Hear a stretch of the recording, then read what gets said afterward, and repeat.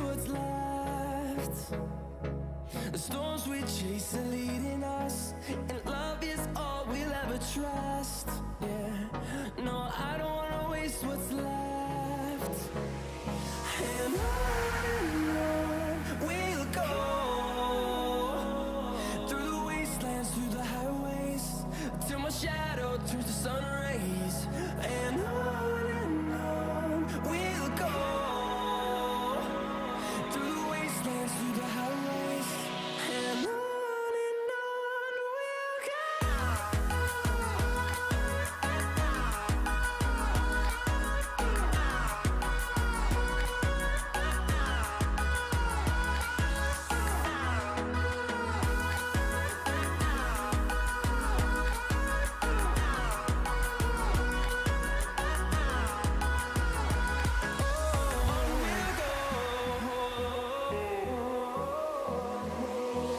Finding life along the way, melodies we haven't played. No, I don't want no rest. Echoing around these walls, fighting to create a song. I don't wanna miss a beat. And on we'll go, through the wastelands, through the highways, till my shadow turns to sun rays. And on we'll go, through the wastelands, through the highways, and on we'll go.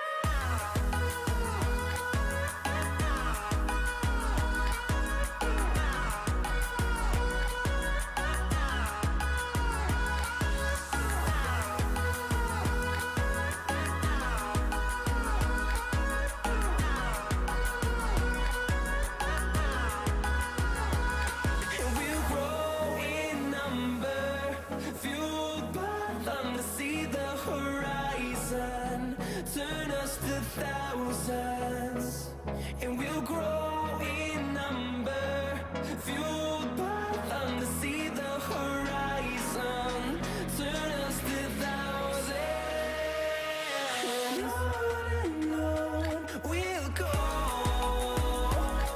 through the wastelands, through the highways, till my shadow turns to sun rays. And on we'll go, through the wastelands, through the highways, and on we'll go.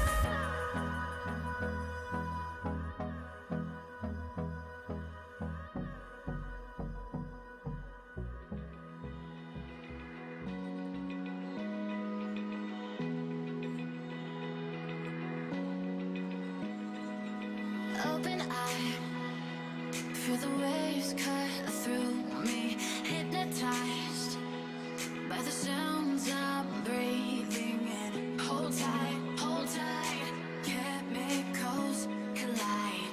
Hold tight, hold tight, hold tight.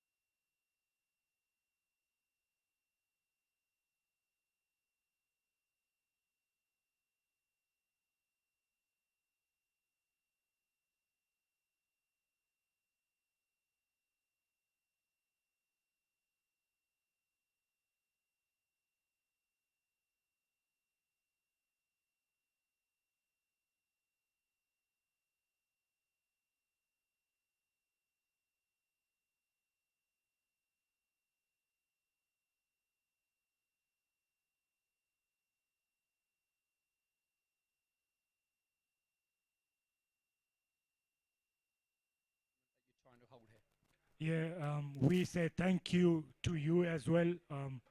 You took our proposal and came here not only for this good noble cause, but the cricket in Kenya, it's taking a dip, and with you guys coming in and sharing your ideas with the players, nothing better than that. Yeah, for sure. And we're here to help anyone, any youngster, whether it be from my team or from the opposition. Happy to help. We want Kenya not to have a dip in their cricket. We want them to go up and up. And of course, I think tournaments like this is going to really encourage youngsters, which is what it's all about, to encourage youngsters to go and play cricket and represent Kenya one day in a competition like the World Cup. Oh, that's nice. Kenya was in the World Cup. It has been there, but it's not qualifying. But always wants us to go there again. Always something else. If we call you next year, what are your thoughts? Of course, I think it depends on how well I play this year. But yes, of course, I would love to even, just come and support the tournament. Like I mentioned earlier, I think it's a great cause and it's a great tournament and a great opportunity for guys to showcase their talents. The talent in Kenya, what I watched last night is outstanding. And it's a shame that they're not competing at the world level. So let's get Kenya back where it belongs in the world cricket stage. Yeah, talking about the level of cricket, we've got the talent here.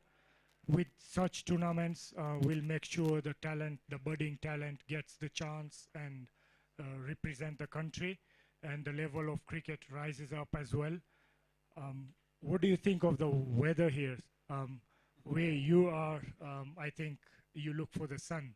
Today you're getting it free of charge. Of course it is. The weather's amazing. It's beautiful. And I also love the ground. It's in wonderful condition. And it's great to see that you've got lights. So you can have 2 matches in a day, which is outstanding. And yeah, I'm really lucky to be in the sun in this time of the year, because normally it is wet and cold in England. Yeah, always, I think that's it. I'll say good luck for your game. Thank you very much.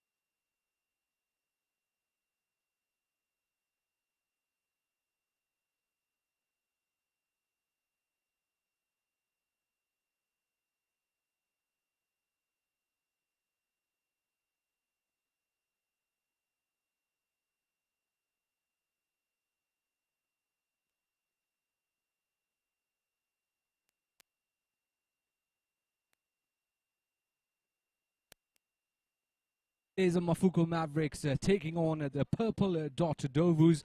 News from the middle is that Mafuko Mavericks have won the toss and elected to bat first in this scorching heat. Jamil is with me in the comm box, and it's going to be a game full of entertainment. Jamil, welcome. Bhargav, what a scorching nice day it is right here in Nairobi West, and it's in for a treat. It's a test for the hot Nairobi sun and who can be the best on this pitch for game number 2 of the Swaminarayan Pro20 League. Well, my bets are on the team that is batting first. You can see Richard Levy, who is going to be taking on the first ball of this innings. He has been an opening batter way back in the time, but this time he is here for the Mafuko Mavericks. He must be really happy right now with South Africa and India playing in the World Cup.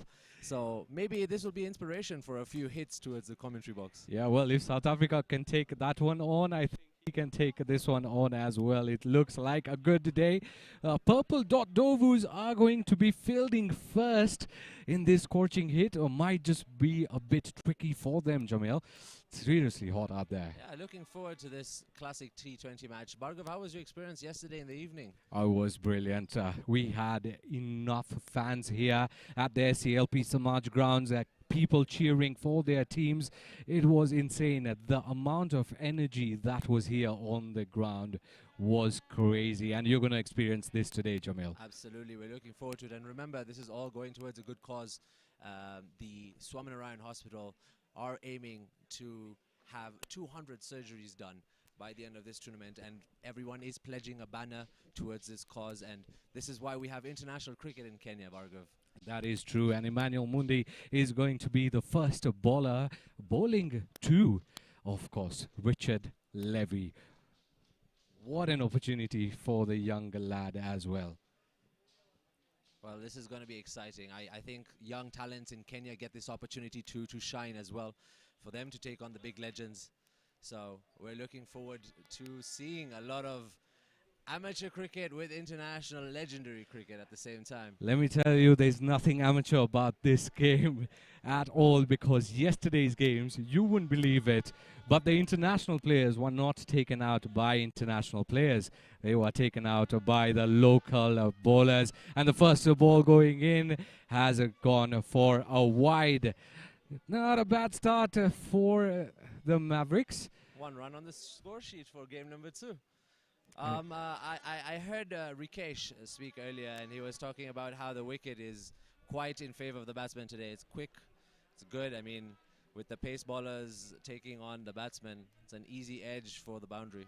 It is, and the ball is coming sweet onto the bat as well.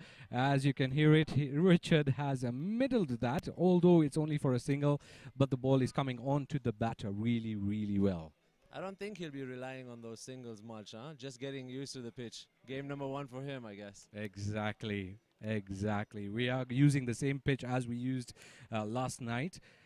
Does look pretty good. Yesterday's first inning score was 177. It is a bit hot out there today. I reckon a score of 160 to 170 would be a good score to put up on the board for the Mavericks. Coming in for the third ball, Emmanuel. It's a good ball, a good waist-high ball. Swings the bat, but no run comes out of it.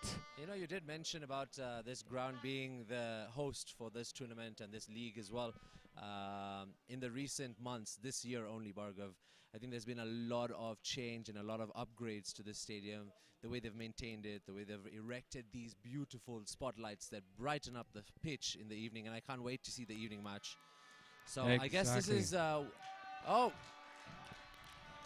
And a misfield there, leading to a boundary. The first boundary for Mafuko Mavericks, coming from the bat of Dhiren Gondaria, who is batting alongside Richard Levy. What a way for Dhiren Gondaria also to be alongside Richard Levy. I think a lot of experience going into this from Richard Levy, you know, bestowing his knowledge on the game, about the game, onto other players in the team as well. Yeah, absolutely. I think that's a great opportunity for the young guy. And getting a boundary in the first over for Mafuko, that's a great start to this game. It is indeed a good start. 4 overs have been bowled. A boundary coming off of this over. Emmanuel Bundi trying to keep the line and length going for his team. Once again, a brilliant ball. Can't hit it, can't middle it, can't swing his bat completely. As I was mentioning earlier, you know, there's been a lot of cricket tournaments that has been taking place at Shree, Cutch, Patel Samaj. And I mean, what is it different for a T20 format? You know, is it boundary and over and then take it easy from there, or start swinging from the word go? Here comes ball number 5. Well, as you can see, hit it really hard but well fielded at the covers. Marks the end of the first over. 6 for no loss for the Mafuko Mavericks.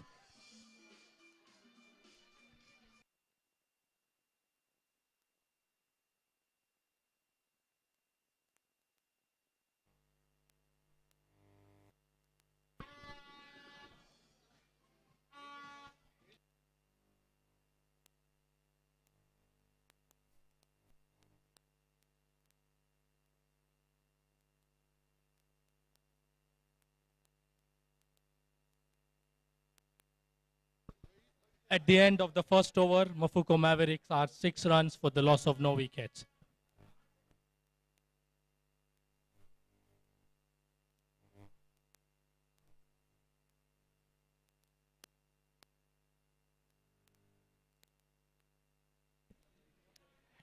For the second over, the captain has decided to give Jadavji, Bimji, a new ball. And facing him is the international star, Richard Levy. What does Levy do? Saw a boundary go, but not through his bat. From the bat of Dhiren Gondaria, does Levy now start swinging, taking the challenge on, or does he just go about his innings playing safe? First ball of Jadavji. Oh, that's Beautiful right in shot. the gap. Right in the gap. What a shot. Bhargav watching that from right here. Textbook. Textbook shot, indeed a textbook shot. What a drive that is.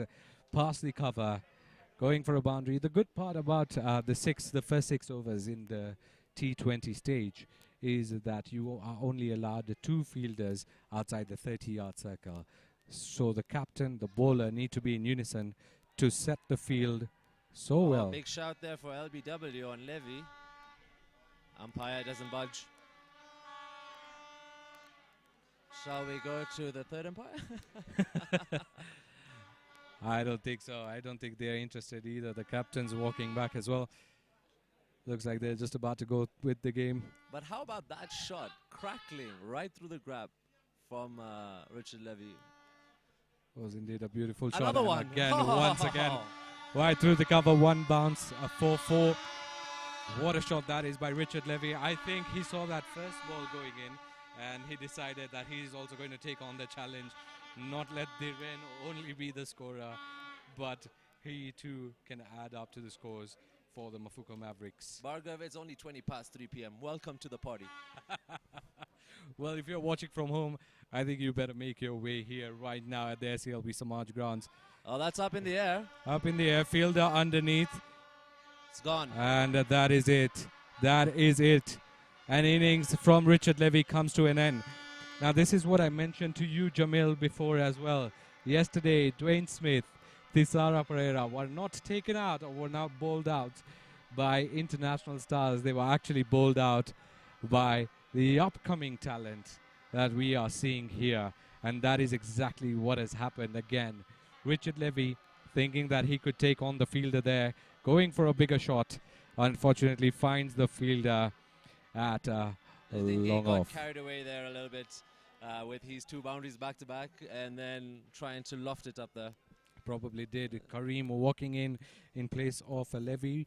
I could see Levy was giving a few hints to Kareem on how to take on the ball, how to take on the pitch. And Irfan Karim is one of those players who's done really well in the recent games for Kenya, putting a good score on the sheet as well as doing very well behind with the gloves. It's going to be exciting to see him play the Swaminarayan Pro20 today. indeed, it is going to be very, very exciting to see Mafuko Mavericks within the power play losing 1 wicket, and that is exactly what Purple Dot Ndovus would have wanted, and that to the big wicket of Richard Levy. They have managed to get it. Now I think you can see the change in the whole structure, the whole body language of them. They are all excited now. Yeah, I think this is going to give them a good boost for a wicket, and you know, they want to keep it going, maintain the runs in the first few overs like you mentioned, especially in the first 6, so that they have a low score going into the rest of the overs as well. Yeah, I think still early to say what's going on in the game, but how about this bowling from the young man? I think Jadavji has really understood how to bowl. I think he lured him into that Definitely, you know, picking up a 4, you get excited. Levy is like, okay, this is my chance in Kenya. I'm going to do another one. And unfortunately, it was a bit high lofted mid. Oh, what a touch there from Karim. just using his wrists to guide the ball to third man. There was no fielder there, but it did not make it all the way to the boundary.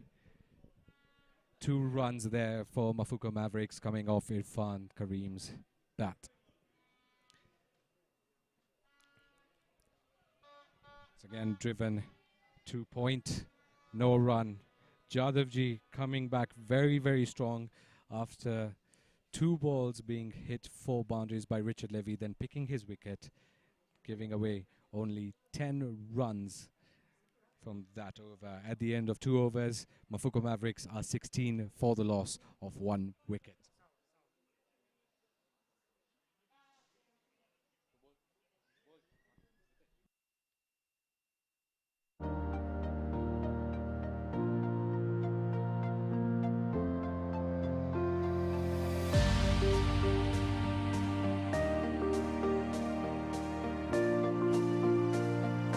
Right, Jamil Emmanuel brought back in to bowl his second. Facing him is Dhiren Gondaria on the other end. I heard Mitesh earlier at the pitch before the game started, and he said from this end, it's likelier for batsmen to hit the boundaries. Let's see. Swing and a miss. Well, it is a wide. It is a bit too wide. Emmanuel starting again with a wide in his second over. Tactic, maybe? Well, you may never know what goes on in the bowler's mind, what the tactics are within the captain and the coach and the entire team. Might just be something. But these runs are costly. I mean, looking at extras in a T20 format, really, really costly. That is very true right there. What a shot that is, but there is a fielder, third man. Just a single. There's 3 men standing on the slip there, Bhargav. It went past through all of them. Luckily, there's 1 on the outfield at the boundary. Good planning there. Good strategy from Purple Dot and Ndovus. They're doing the pressure on the Mafuko Warriors as well. So this is a great start for over number 3. Yeah, well, I think Rishabh Patel has now understood how to set his field and how to go about the innings. It is really, really hot for them to be on the field at this time. But hey, you have to play, you have to win this match, and that is what you aim to do. Well left from Irfan Karim right there. And there's appreciation from the captain himself. Much better, much better. Good line and length coming in from Emmanuel. Ball carrying really well to the keeper, which means that if it connects on the middle of the bat, it could go out of the park. But all they need to do is wait and not give wickets loosely.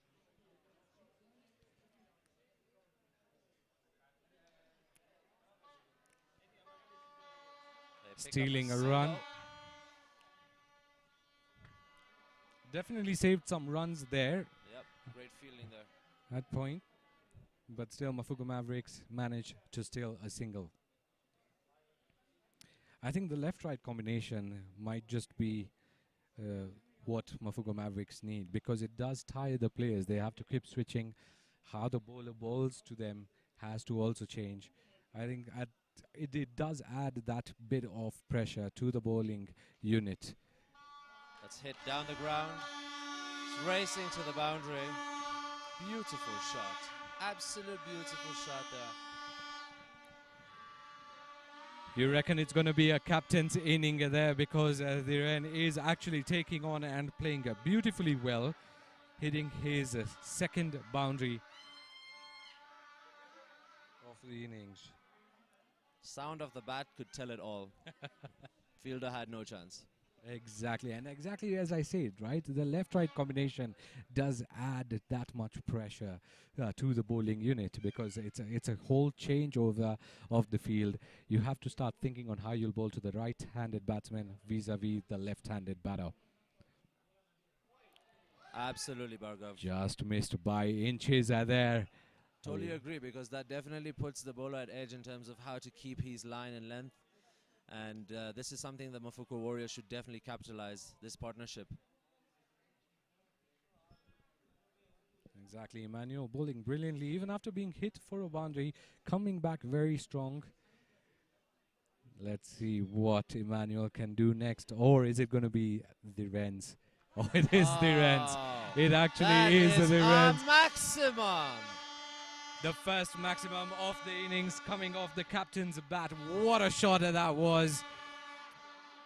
He just took a step back on his back foot, pulled the shot right into the stands.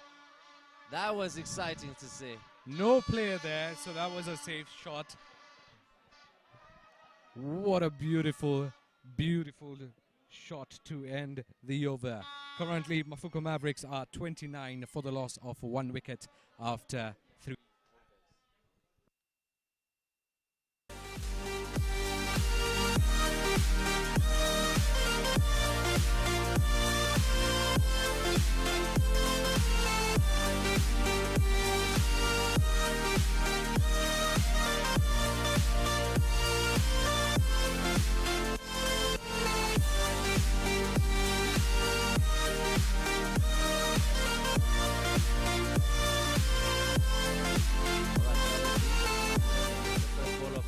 Oh, wow, it's out.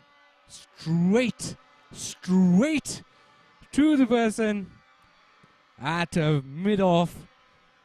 That was a brilliant ball. Jadavji is literally luring the batters to hit a certain way. What placement in terms of the fielding by the captain. Irfan Karim himself is shocked as he walks back to the dressing room. In comes Gill. But yeah, this is a huge blow for Mafuko Warriors. Yes, indeed, this is a big blow. Not even the 4th wicket is over yet, and they've lost 2 wickets already. Ooh, it's looking a bit tricky for Mafuko Mavericks now. And we just talked about how important a partnership would be. Maybe he got a little too carried away with that shot. It was well bowled, tried to lift it over the mid fielders right there, and yeah, there was one man at the back who collected him. Easy catch. And now Sachin Gill is taking the charge in the middle with the captain of Mafuko Mavericks, Dhiren Gondaria. Dhiren has played some beautiful, beautiful shots, but he can't be the lone survivor on the field. They need a good partnership now. As you can see, Purple Dot not slacking in any way, keeping the field tight. Captain making sure his men are in the right places just to collect those kind of catches. And this is going to be a very intense over for both sides. And what's happening there? I think the bowler is coming to talk to the slip. I think there is a bit of a strategy that's going to be happening here. He's now. like, hey, listen, I'm going to bowl this way, and you make sure you just catch him, because he's definitely going to put the ball right in your arms. Will it work, Arkav? I doubt it. I think Gill has read that. I think Gill is definitely going to strike this one. If it doesn't go for a boundary, they wouldn't probably take a quick single. Oh no, straight to the fielder. Straight to the fielder. So he's picked up 2 wickets already. The 2 of the game. What a start. What a start for Jadavji.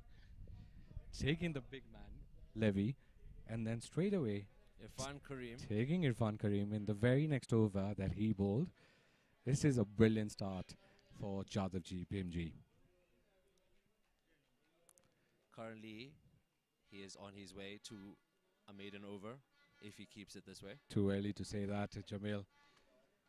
As I say, too early to say that. Picked up a run for Mafuko Warriors. Okay, pressure off. Sachin Gill doing the right thing, giving the batting to the captain, who is in some serious form right now. Let's see what the captain of Mafuko Mavericks can do. Can he hit it out of the park one more time for his team, or is he just going to play it safe? Team managers for Mafuko Mavericks and Ndovus, you're required at your dressing room. Team managers, Ndovus and Mafuko Mavericks. Right, the last ball coming in from Jadavji Bhimji. Driven down the ground, but again, I think long that's- off, that's- standing right there. That's the captain taking things in his own hands, taking the game slow now, collecting the single, getting back the strike, trying to ease the game. Losing 2 wickets, he now wants to take things easy into the coming over.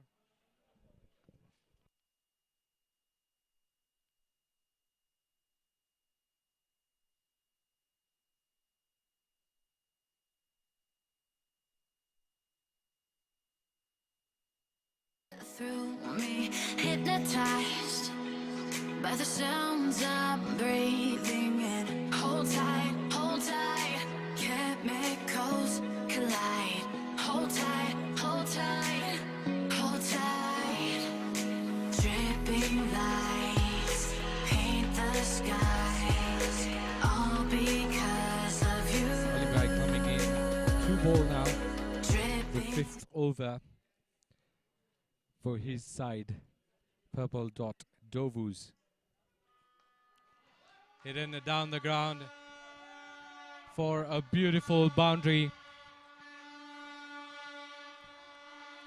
Once again, the captain is doing the trick for his side. What a crackling shot that, down the ground. And he came out guns blazing, first ball. A brilliant shot indeed by the captain, Dhiren Gondaria. That's another one down the ground into the gap, and yeah, no need to chase it there, fielder. The fielder there was just 5 yards away from the ball. But what a shot that was. It was hit with intent. It was hit with pace and soared to the boundary line. Unfortunately for Ali Bhatt, 2 balls, 2 boundaries. Not a good start. This is absolutely great batting from the captain. He's showing intent now. He's showing intent. That's Once up in the again, air. Is there a fielder? There is a fielder, Jamil, but the fielder just has to watch the ball go for another boundary. 3 in 3. Can the captain make it 6 in 6? Yes. Keep it locked because the entertainment has just started, ladies and gentlemen. This is intent, clear intent from the captain. That's up in the air. Is it 4? Oh, wow. 4, 4, 4, 4. The fielder is not moving. He has decided to stand there and just watch the ball because he is definitely losing some weight today. What a brilliant Listen to the play. crowd. They are going absolutely crazy. Dhiren Gondaria hitting shots right behind the bowler, and still there is no change in the field by the captain. Why so? Why so? I wish I could answer that question, Bhargav. Right now, Mafuko Warriors are definitely on a roll. That That is just a single picture right there. But yes, high octane stuff as promised. Exactly. But that is something that I feel the captain should know. 2 boundaries have been hit right under your nose, under your bowler's nose. The next thing you need to do is change your fielding setup, because you are seeing the batter is going with intent down the ground.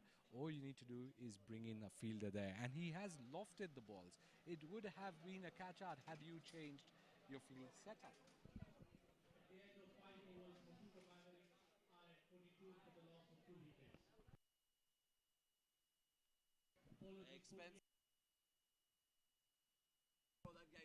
Four fours coming off that over, taking Mafuko Mavericks to 48 for the loss of 2 at the end of 5 overs. I have a feeling the captain might not be bringing him back till the power play is over.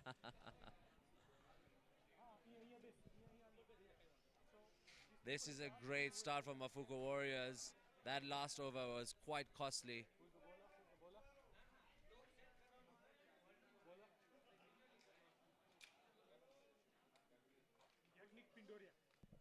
Yagnik Pindoria coming in to bowl. That's up, over, and 1 bounce 4. What a shot. What a shot. Once again, it is the captain.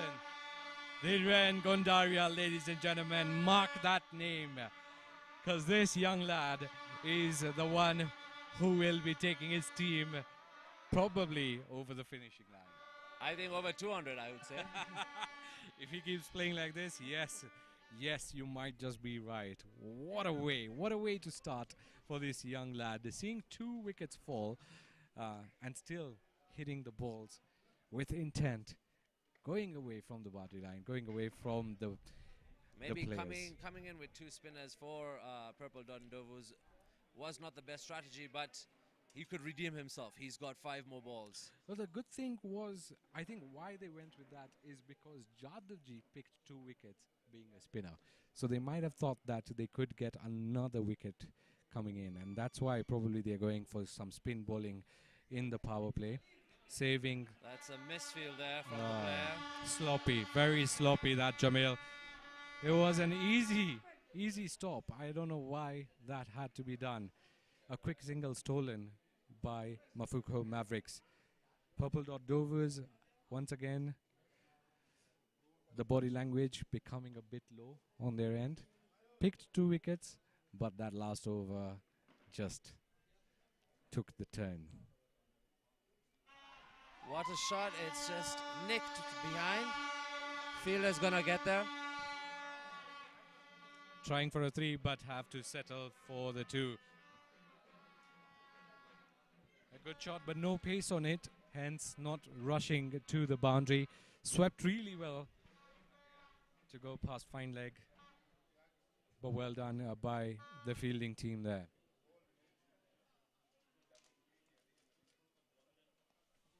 That's right to the fielder. They're going to Once take a again, single anyway. Steal. Oh, it's a direct hit. But the batter was way in the crease. See, this is what happened even yesterday in the game, Jamil.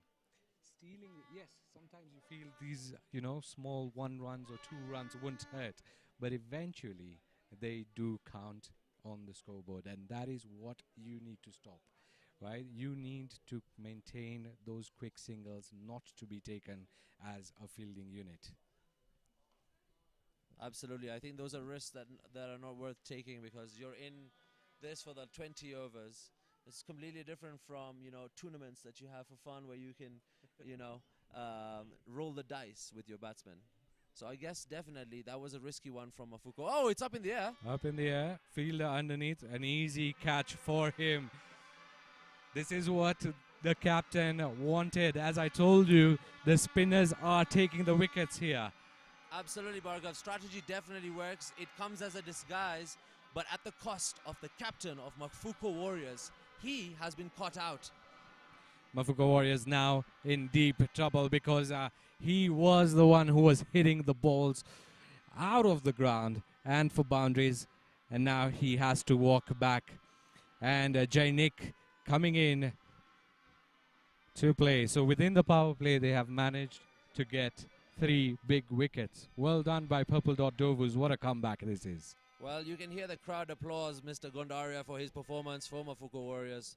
He put in all the boundaries there for his team so far, and what a great knock there from the man. I think he's definitely put a score that's safe for his team in yellow and green today. Let's see what the other batsman can do. Gill on the other side, who is now going to be taking on the bowlers for the Purple Dot Ndovus.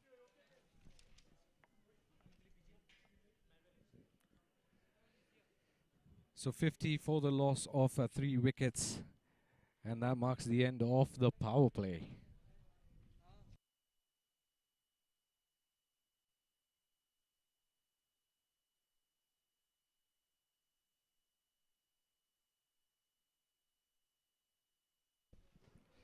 Actually, it's 56 for the loss of 3 wickets at the end of 6 overs. The run rate going at 9.33.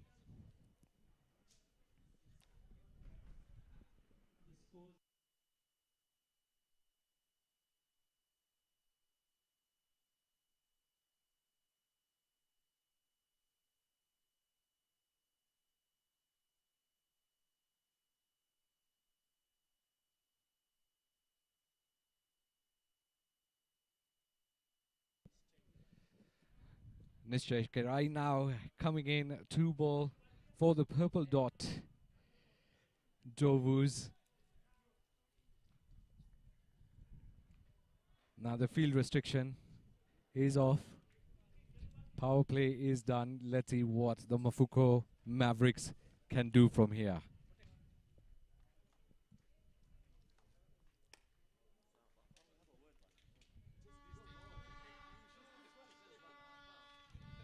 Oh, trying for 2 runs, but have to settle for a single.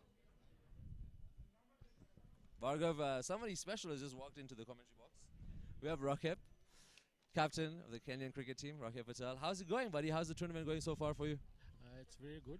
I think yesterday was the first good day.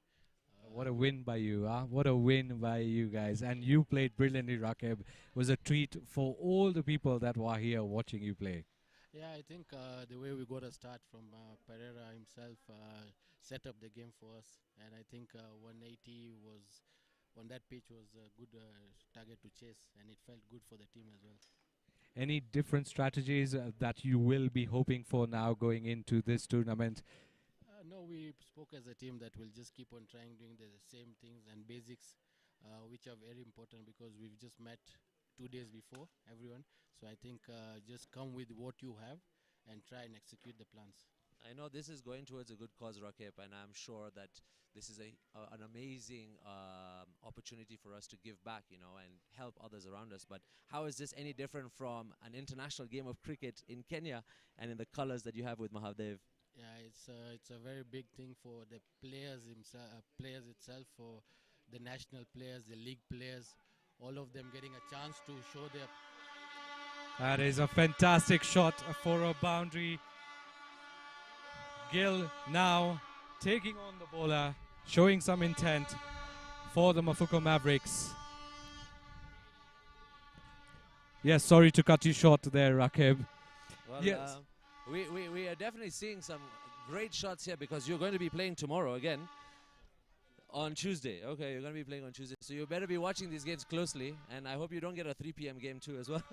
We do have a 3 p.m. game next Sunday. So hopefully by then we've won 2 games. Thank you so much, Rakib, and best of luck. Thank you very much.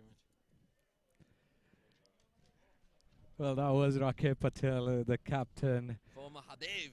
For Mahadev Strikers. I want to see that one. They took Dwayne Smith, straight to the chin. Yeah, well, actually, Pereira is in their team, and they have done really well. Yesterday's game was brilliant, and Rakib played a brilliant innings for them. Fielder underneath, but we'll have to just watch it sail over. This is a crackling shot. right over the fielder. It's gone in for a maximum. It's a 6 for Mafuko Warriors. Sachin Gill there showing intent, hitting a boundary and then sailing it out of the ropes. After the end of 7 overs, Mafuko Mavericks are now 70 for the loss of 3 wickets.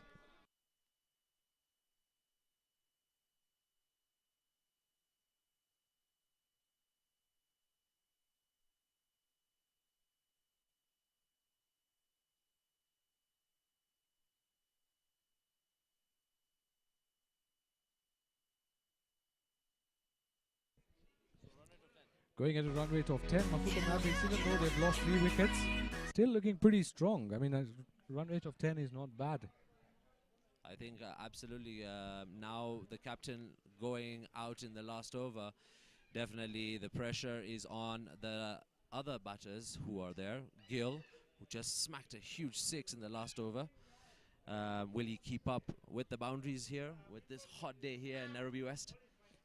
I think he has to. I think both these batsmen now need to stick in and see at least 15 overs between them.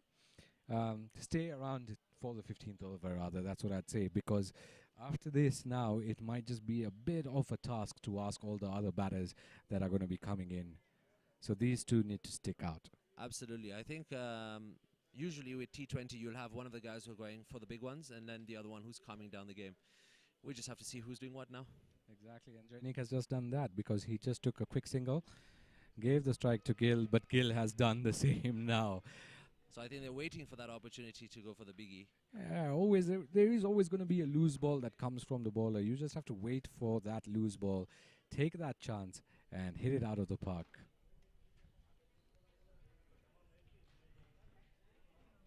All right. Just a dot there. Going really well. That is Yagnik Pindoria. Third ball bowled by him. Just given 2 runs till now in his second over. Smacked it beautifully. And that's what we were talking about, Bhargav. That one loose ball that comes in, floating right at the height you want it. And he slapped that one straight to the boundary. What a shot. What a shot there by Jainik. That is the first boundary for him. Yes, and as I say, these two batters need to stick around till at least the 15th over. Keep the scoreboard ticking and ensure that they're putting up a good chase for Purple Dot Ndovus. Once again, slapping it. Same shot, same place, same result. 4 runs, 2 Mafuko Warriors.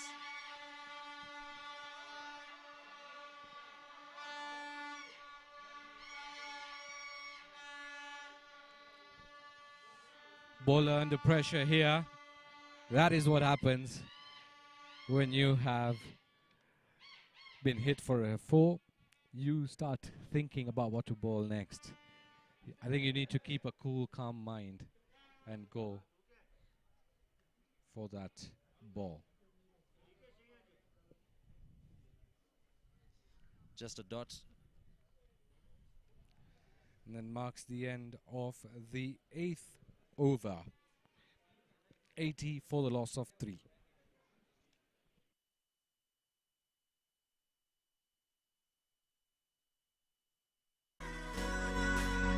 Can make me move. You can make me move. Can make me.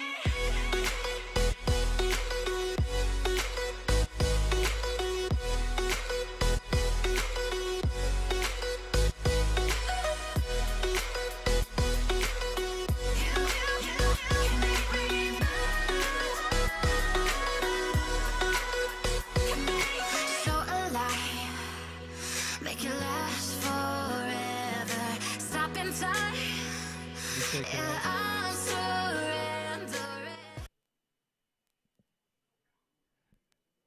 This Chakerai coming in to bowl his second over. Big appeal. Big appeal. But the umpire is not interested.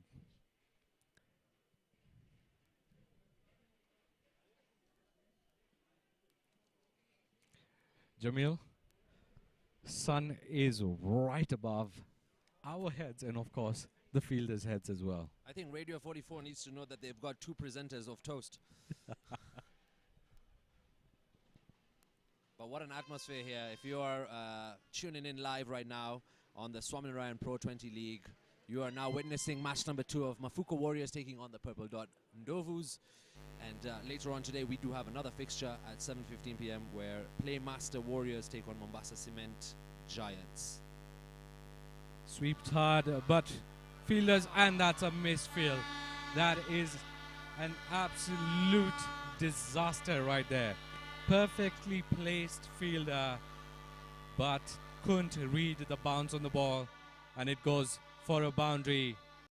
Once again, Gill coming with intent here, slapping that ball really hard, and passes the fielder there. Very hard you get a chance to be in the shade as a fielder and then misfield.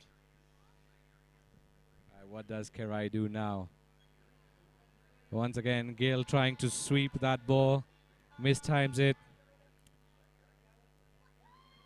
and a quick single taken.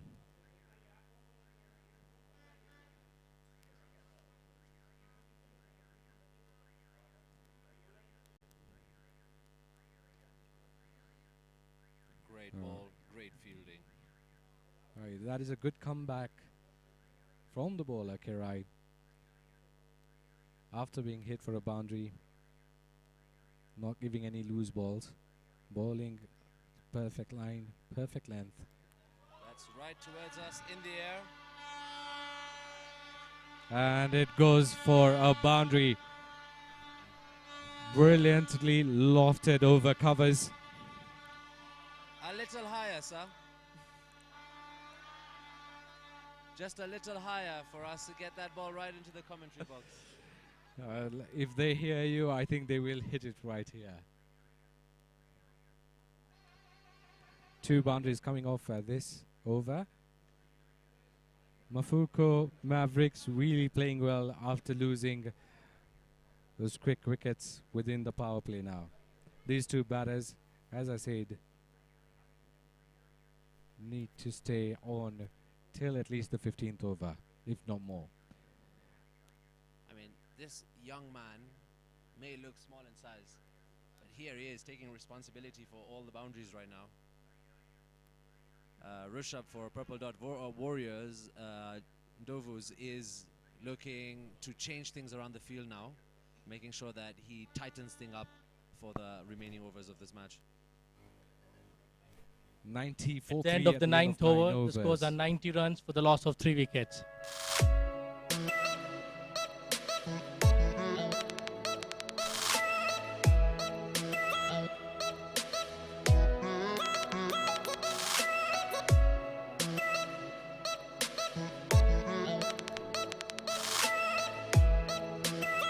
Couldn't steal the second there.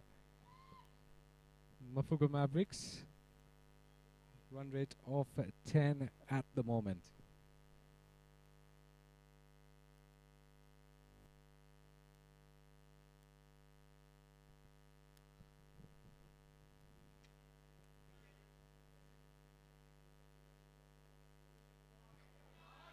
Right under the fielder, racing towards the boundary.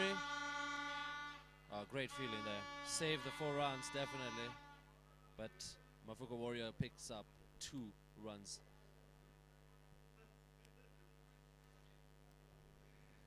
The fielding has been sloppy somewhere or the other, I feel, Jamil, because that was not even a single, in my opinion. Absolutely, it was right under him. And if you're watching live, the bowler that is bowling is the international superstar who has played for England, Always Shah.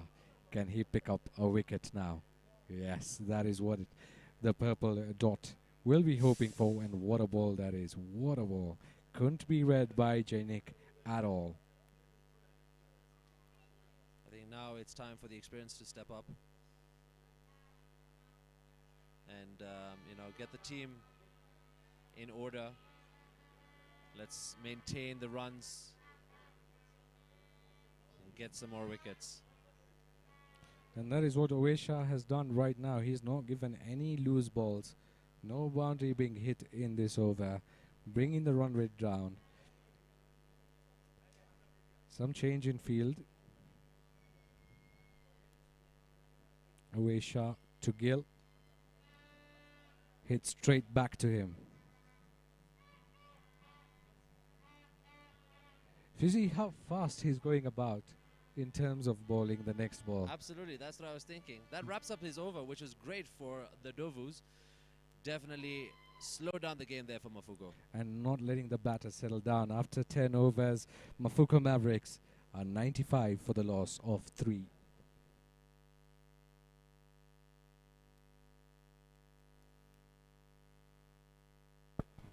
At the end of the 10th over, the scores are 95 for the loss of 3 wickets. Batsmen in the crease are Sachin Gill and Jainik Naran.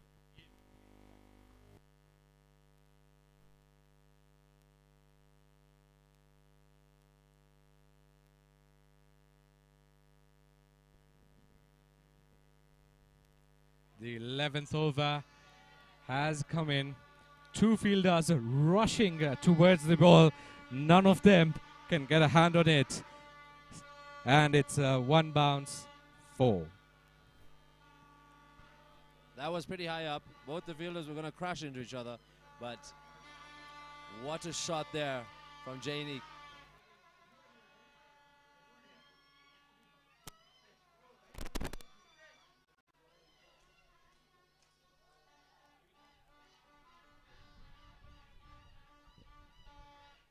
What a way for them to start the 11th over. And that is given. That is given. LBW right there for Jainik. Young man has to depart early. Mafuko Mavericks once again in trouble. And that will be drinks. Jainik with a great performance, great hits.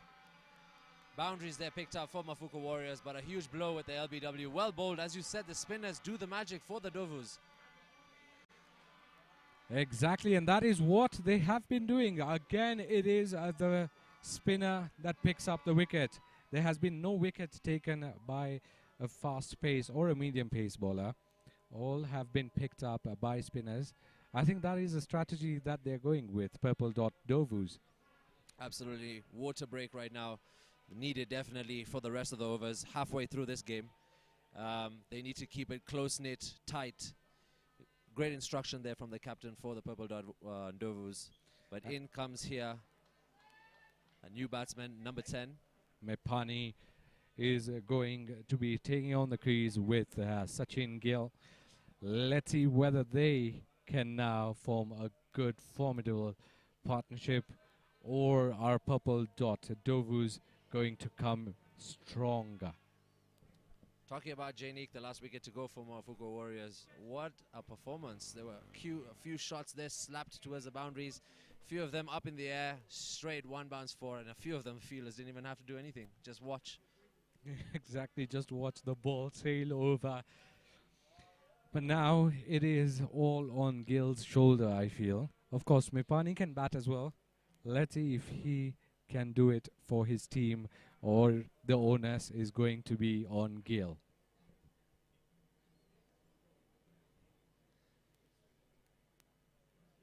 Bapu here with a wicket, coming in with the next ball. Oof. And it's given. He's on a hat-trick. What is happening? What is happening? Mepani, golden duck. Golden duck. This is something they did not hope. Look at the celebrations from Purple Dot Warriors. A huge wicket, and that makes it 2-2. Oh no, he nicked it. There was a slight nick, and what great keeping. Umpire didn't hesitate at all. The finger went up immediately, and they knew it. What a great way for Purple Dot Ndovus. Yes, first ball going for a boundary, but then a turnaround completely for Purple Dot, taking 2 wickets in 2 balls. Can he take another Well, it's a hat-trick ball. It's halfway through the match. The scenes and the atmosphere at Shree Cutch Patel Samaj is getting heated up for sure. So Bhargav, definitely game on. Game is definitely on. Ajay coming in to take on what we would like to see as a hat-trick. But hey, anything can happen. Game of cricket. Pressure on Mafuko Warriors. And on Ajay, who is coming in to bat. Yagnik Pindoria picking up 2 wickets in 2 balls in his 3rd over. Remember the name, they call him Bapu.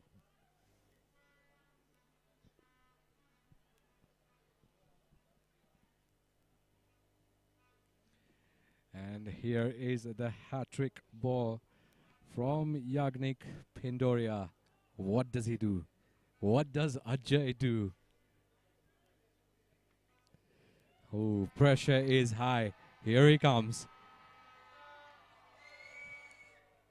Just driven to cover.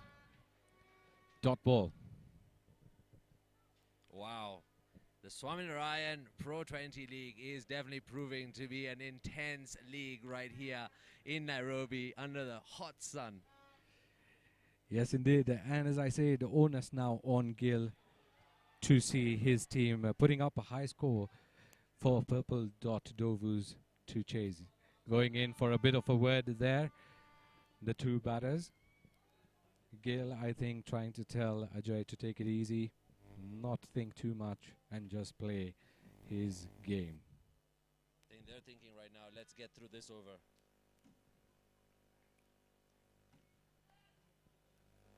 Last ball, just 4 coming out of it, but what an over for Purple Dot Ndovus, picking up 2 wickets. First one was Jainik, first ball. Second ball was Mepani, who comes in with no runs. Duck sent back to the dressing room, and the 3rd ball was a dot. So great over there from Bapu. And 99 for 5 at the end of 12 overs. Mafuko Mavericks now need to push the pace.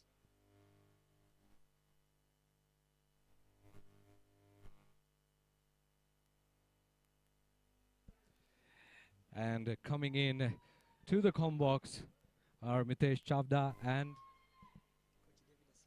Coach David. Yes, he had coached the team that played yesterday. And we are going to be hearing from them, Mitesh and Coach David. Thank you, Bhargav. I don't think I need to give any introduction to the man sitting on my left. He has been the brainchild of many of us youngsters. I'm one of his students who unfortunately wasn't the best student, and that's why I'm in the com box. But those of his students that have performed well are actually on the pitch and performing well. David Asiji, welcome to the com box.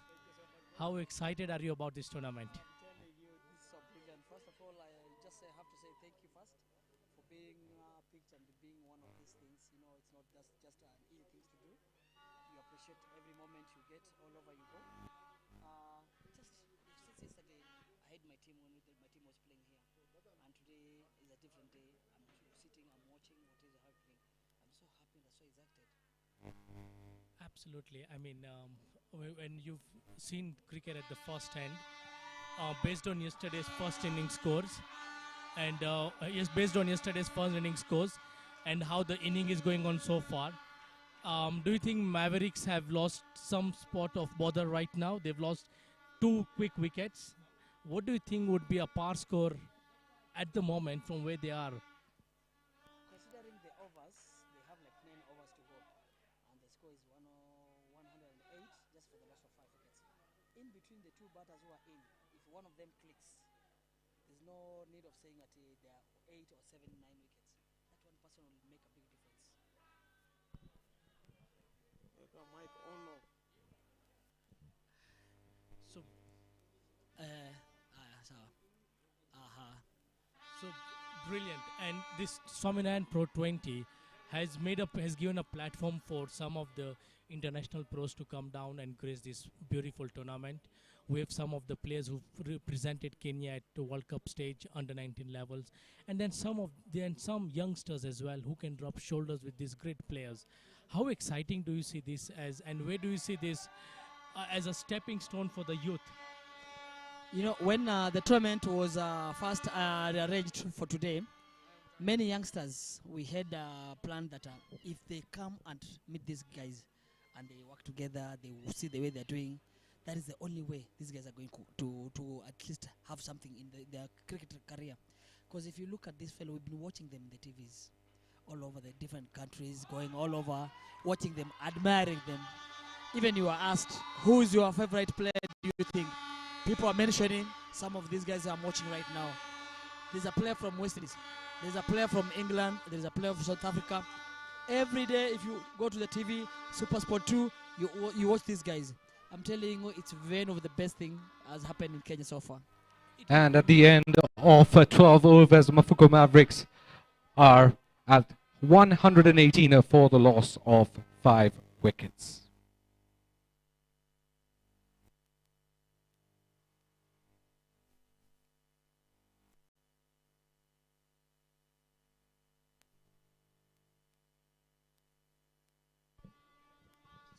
We've right now seen the score is 118 for the loss of 5 wickets at the end of 12 overs. David, coming back to the cricket and the development within the country, how often or how long do you think these youngsters will take before we see the Kenyan flag flying into the world stage? We might be having problems with the senior team currently, but I'm telling you the development we have so far, we have amazing children coming up.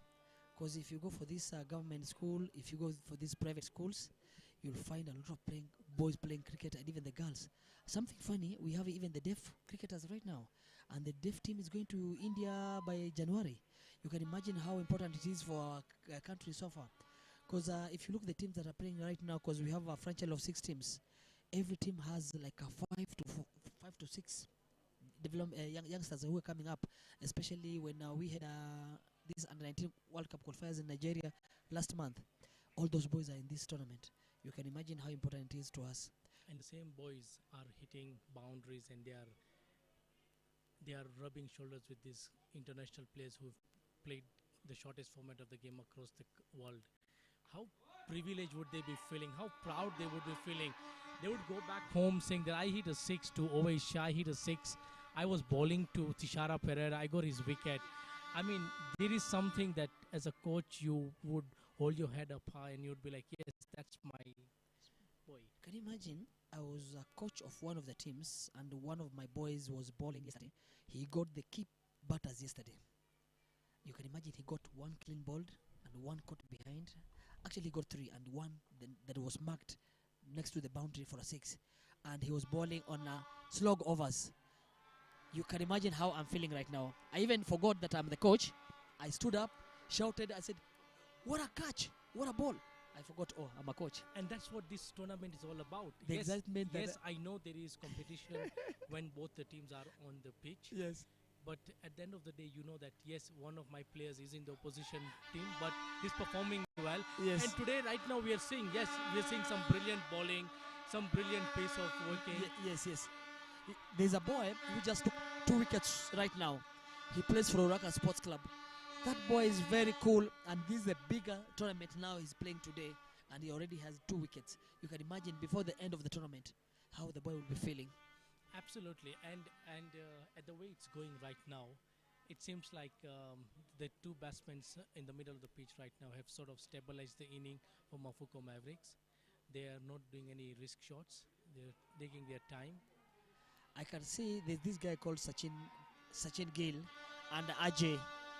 If Sachin stays there in the next 3 overs, he will demolish these things. Because this guy, he need only 1 over to set. And Correct. The way he's going right now, he's looking at that ball like a football.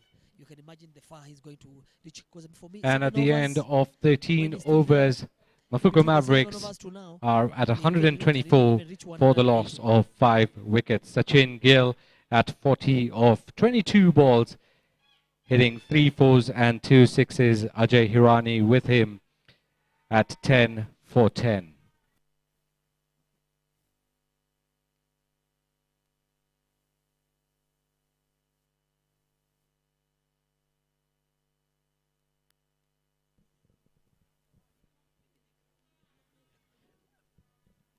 we've seen a lot of development has happened for this tournament. It's a privilege to see night cricket in Kenya, and it really builds players to play not only daytime but even get used to the night conditions. Because look, right now it's scorching, the sun is overhead, fielding becomes a bit difficult, and then of course when you're under the lights, it's a total different dynamic. How is the training done? How do you go around with the training? Do you call the boys, say, late at 7 o'clock under the lights? How do you, because most of the games you are playing in this tournament are going to be played under the lights. So the 2 or 3 games that are playing daylight, it's going to be a total different dynamic. I remember when we used to play during our days, like 20 years back, we used to be going to the grounds as from 3:30, and because we used to have professionals from India, Sri Lanka, Pakistan, who are all over in the clubs. But nowadays things have changed. Some more guys are working. They prefer more job opportunities, and then they leave their work at around 6, maybe traffic and all those things. Now people have just come out with the floodlight things. So we decided, because the boys are in school, why don't we do something different for these boys? Because you ask the boys to come, some of them will come with the excuse, I was doing studies, I was doing exams. Now we have floodlights. We train from 7 till 9:30. And you see, that time the climate is so nice, cool, and everything's perfect.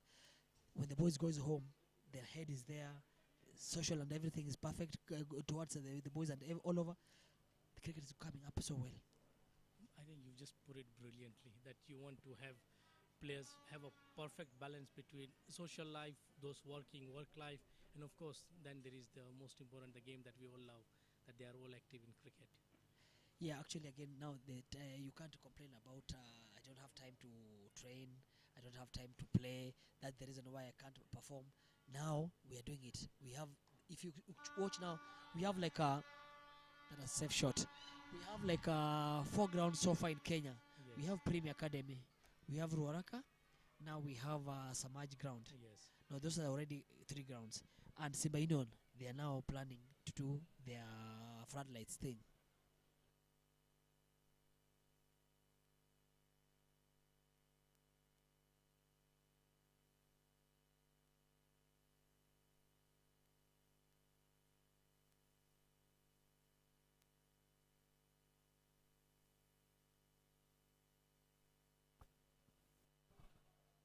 Brilliant over from Jadavji Bimji, giving away just 3 runs. And currently Mafuko Mavericks at 127 for 5 at the end of 14 overs.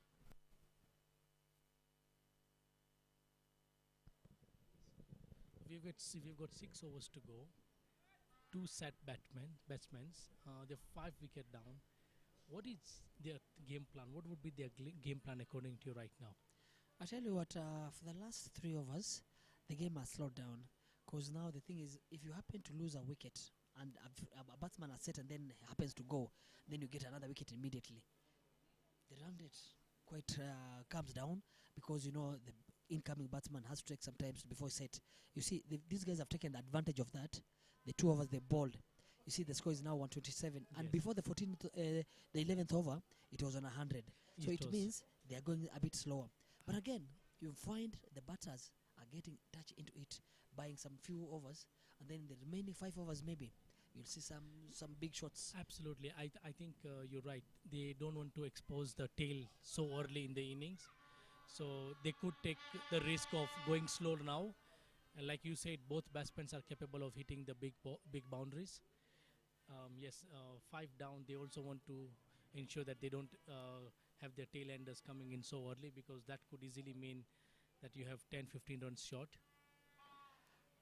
Just see the way they're doing now. It's every over they're getting like 6-7 runs, and definitely there's maybe a time where a bowler balls, maybe an extra no ball or a white ball. If you combine together, you get 8 runs. Now, when it comes to the last 3 overs, you accelerate from 8 to 10 runs. If you totalize together, you'll find a score of 170, 180, and that is a winning score. That's been cut to the square cut, deep square cut boundary for a boundary, and that's what you are saying, David. Actually, that they were getting regular singles and an out boundary, a loose delivery by the bowler. They've taken advantage of that. You get 5 runs, so the 1-1-1 plus 4, you get 9 runs. You see, the acceleration of the dot balls and no more. But at the end of the day, they have 10 runs running right. And they are doing it without any risk. And you can see they're keeping the energy. They're taking single, slow single, not even forcing one. Nice and easy. Look at that. You see, nice and easy. They keep their energy. At the end of the day, you'll find how they do it. Absolutely. And I think it's good to see also how the field has been moved around based on batsman's weakness.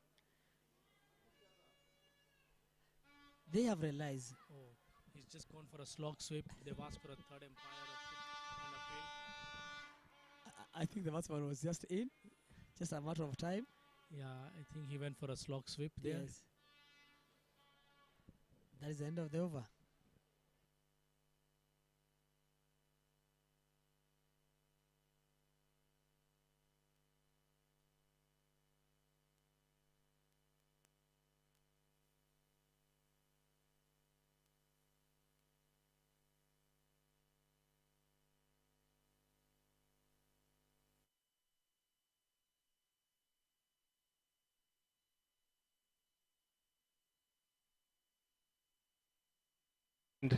Of 15 overs. Mafuko Mavericks at 134 for the loss of 5 wickets. Sachin Gill at 44 of 28 balls and Ajay Hirani at 16 of 15. I just like the way the captain is rotating their bowlers. Every bowler bowls 1 over, sits out, 2 overs, sits out. By the time you realize what the bowler is doing, the overs are really pushing. And it's good, and because the changeover is so quick, one over per bowler, and then he is immediately being changed. It doesn't give the batsman time to understand what he's going to bowl. And actually, you see the openers, most batters, they like playing quick bowlers. When the spinners just came in, things went good to bad. You see, like that is a brilliant stumping. Talking about the spin, just look what happened.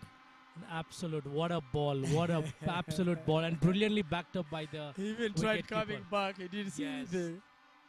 Oh yes. That is Malindi. We always talk about the guy. The guy has a lot of talents in him. Now the edge is troubling him now. Absolutely, but oh yes, look at that. You can see sheer joy on the purple dot players. I think there was a wicket that they required, and perhaps the incoming batsman now needs to break the shackles. For me, if I was the captain of batting team, send a message and tell the informed batter to continue, and then the just incoming batsman to give him chance. Always give one single, and then by the time you need to get some more big hits, that is the only way you can reach. Now, do you think they will need to re-strategize, rethink their target from here on? Because they are 6 down. I believe one more wicket, and we are looking into the tail enders now. That one more wicket you're talking about, if only Sachin Gill gets out. But he's one of the dangerous batters we have in this tournament, because he can sweep, he can drive, he can pull all those shots. He has them, whether playing spin or medium. He does the same. I think it's high time now that Sachin ensures that he's there, and I think Mavericks are trying to look at maybe at least to go 10 and over from here. But yes, like you correctly say, Sachin Gill has to remain at the crease. But I think the best thing the captain also should do, if he can give Sachin a single and he pins down the guy who's just come in for like 2 to 3 dots, I think that will help. Yes, I think the incoming batsman needs to ensure that he doesn't play out many dots, ensure rotating of strike is there. And as we talk, this keeper has just brought in a slip to put in more pressure for the incoming batsman. And you see the reason why we have this professional coming from outside. You see the way he's organizing and pushing the fielders together. They're there, they're respecting, they're listening. Looks so nice. And you know, this is something I also noticed in yesterday's game. Both international pros, it is so great, it's so amazing to see how they were assisting the respective captains in organizing the field, you know, making sure that the field positioning is correct. And that's something not only the captain, but even the inspiring future captain of this team is going to learn. They have played this game for so long.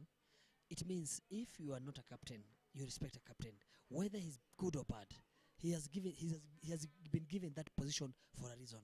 So you can find these guys. I can even see the Shah, the way he's talking to before he do anything, he's going towards the captain, talks to him, tells him, why don't we do this? It's That's lofted over. I think that's gone over the long one. Yeah, that's been lofted over the long one boundary. It can't be seen. It can't be seen. It's all over. And that is the guy I was talking about. Taking 1-2 and then one ball goes for a big one. Wow, looks so nicely and excellent to people. Brilliant. And you know, talking about the international pros and they're assisting the young stars and the team. Yesterday, just before Tishara Pereira got out, Dwayne Smith was fielding at short mid-on. Yes. And with that shot, Sachin Gill marks his half a century. Really well played by Sachin Gill. 51 off 31.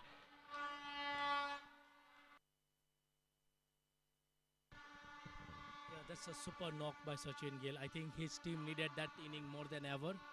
So coming back to yesterday's inning, so Dwayne Smith told the captain that I'm going on to long on because he feels that Pereira could have a tendency of flipping it over his leg to the mid on to the long on boundary. Yes. And I kid you not, the next ball was hit over the long on, only for him to catch it. And remember, he was on slips. He changed his position. Yes. He said, I'm leaving slips. Let me go to the boundary. Now that is a thinking brain. That's the reason why these youngsters, the way we are saying, our boys are really benefiting from it. And again, when you see if you go back to the changing rooms, even the coach, both of us, including me, we were telling the youngsters the same stories. Winning and losing is part of the game. If you're coming here, you expect to win only, you'll never be a good cricketer. Come here saying, I'm going to do my level best. And doing my level best, I have to learn from the person who knows better than me. Some discussions going on in the middle of the pitch. Some issues the umpires are not concerned. There seems to be some. I think the ball, maybe they're saying the ball is maybe the ball that is being given is quite old or maybe it's newer.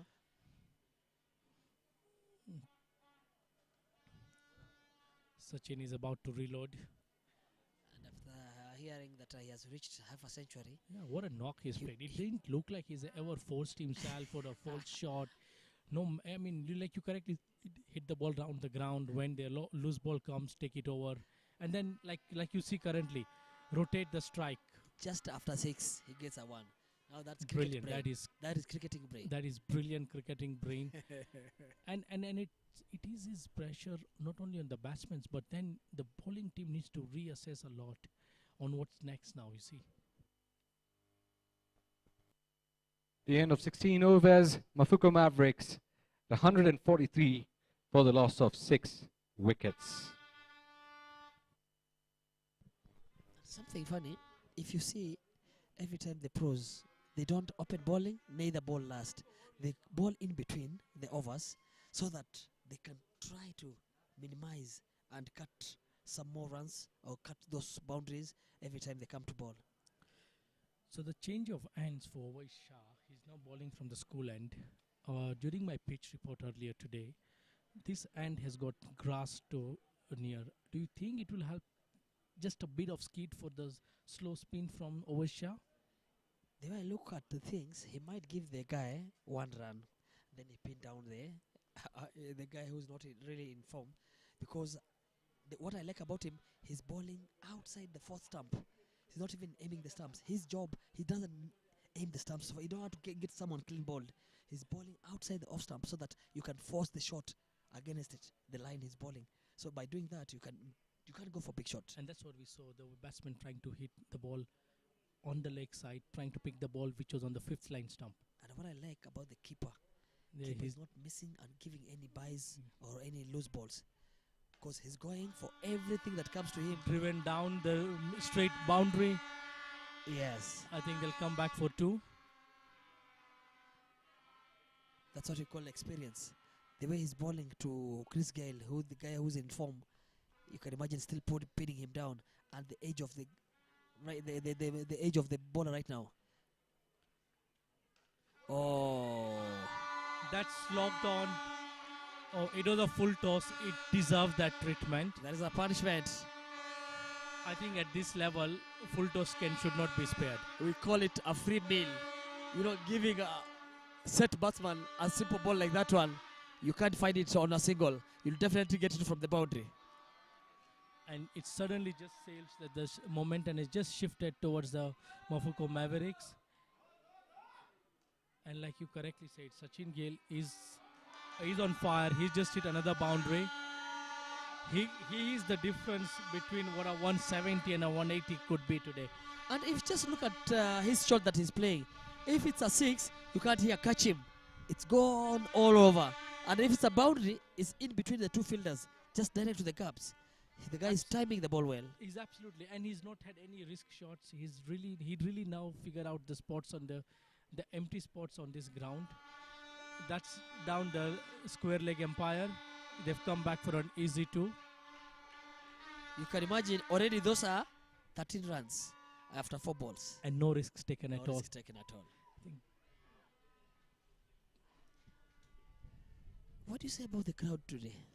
Yeah, I think the crowd is still building up. I'm expecting most of them to yet turn up into large numbers. I was so impressed with the crowd yesterday for the first match. That was a brilliant turnout. You know, sometimes I keep on listening. When you watch a local league and you watch this the tournament that is going on right now, the tournament has a lot of crowd people. Is it that trying to ignore the league that is going on, or I don't know? The last 3 overs are left for the first innings, and Mafuko Mavericks at the moment at 158 for the loss of 6 wickets.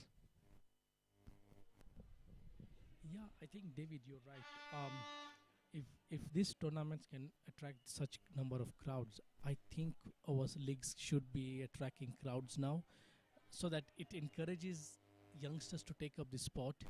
It encourages players as well. You see, when they see people being cheered, when they see fans coming to the ground, it's just going to be a boost for not only the batsmen but the team, the game as a whole.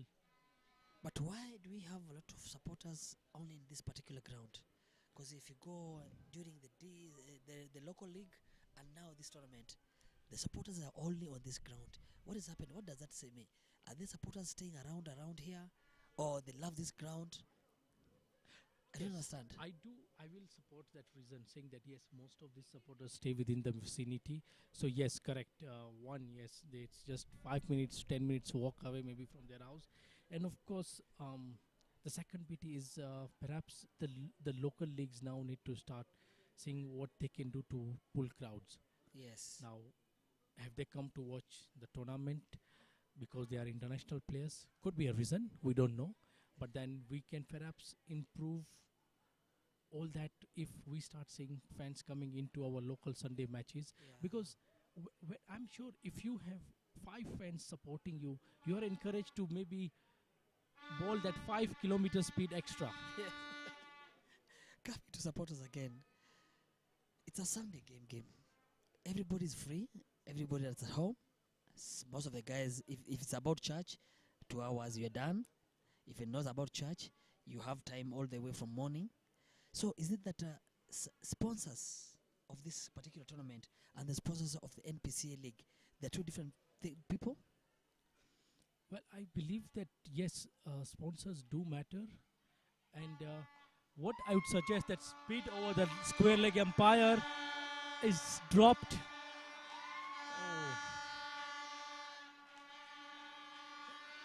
It was pulled over the square leg umpire. The bowler is just annoyed. Should have been caught. Yeah, very simple catch. Look at that. I don't know why he dived. Emmanuel Bundi is so annoyed because he knew that was the man they were looking for. And you can imagine the score is 160. So he could have maybe made big damage with that. And like we often say in cricket, catches win matches. You don't want to drop the opposition's most set batsman. It's a lifeline that you don't want to give. Not at this stage, because you got almost 3 overs to go. It's logging overs now. This wicket could have just dented their target. Talking about catches win matches, yesterday, Champions League T20 World Cup, there's a player from New Zealand called Phillips. He was dropped just when he was on 4. He The went guy- and scored a century. You can imagine. I don't know what the coach of the game, what the coach told the player. Because now they scored 170 and they end up winning the game. Absolutely. And I mean, look, today, now he's just hit a boundary. And believe me, like you correctly said, Sachin Gill is turning to turn this table upside down for the purple dot. He's the one who's damaging the bowling lineup. Trust me, that drop is going to penalize them. Because that is going to be a winning score now. Absolutely. And I think we've just found a bit of a cool area now. It's a bit of shade. Ah, nice. This just could be respiting the fielding team. Yes. But they need to ensure that they don't leak more runs. In yesterday's game, 177 put up this as a chase. It looked decent in the first 6 overs of the chase, and then suddenly it all changed. Today's a daytime game. We should be past 177 easily. That's something that the two batters has to be knowing by themselves without even listening to the coaches or maybe the message being sent to them. It's a simple thing to do. Look at that, they're pushing 1 or 2, 1 or 2. Oh, what an arm. Easy nickel down the third man for 2 runs. And I'm quite impressed because, look, they're not taking any risk. Sachin Gill seems to have a calm head in the middle. And that is really being passed on to the other batsman. He doesn't need to take any risk.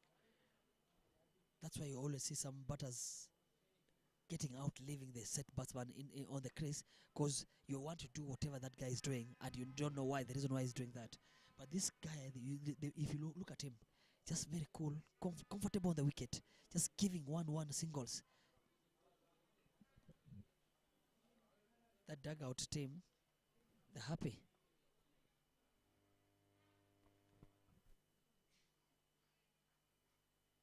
And at the end of the 18th over, Mafuko Mavericks at 168 for the loss of 6 wickets with a run rate of 9.36. Sachin Gill still in the middle with 73 runs off 41 balls, and Neeraj Patel alongside him, 5 runs off 4 balls.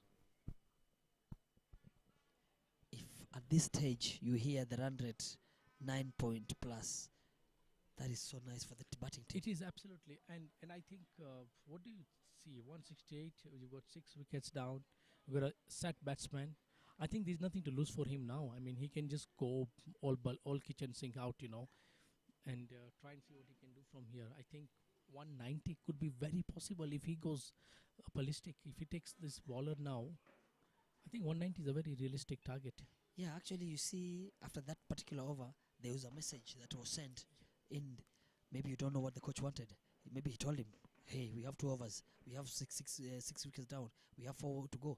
Go for it. I'm talking about that. He happens to get a wicket because that is not the guy who was told to do that. Yes, and I think he's taken one for the team. He tried to slog that over the deep mid wicket, and he's paid the ultimate price for that. Exactly. Now, I don't know what he's going to tell even Sachin.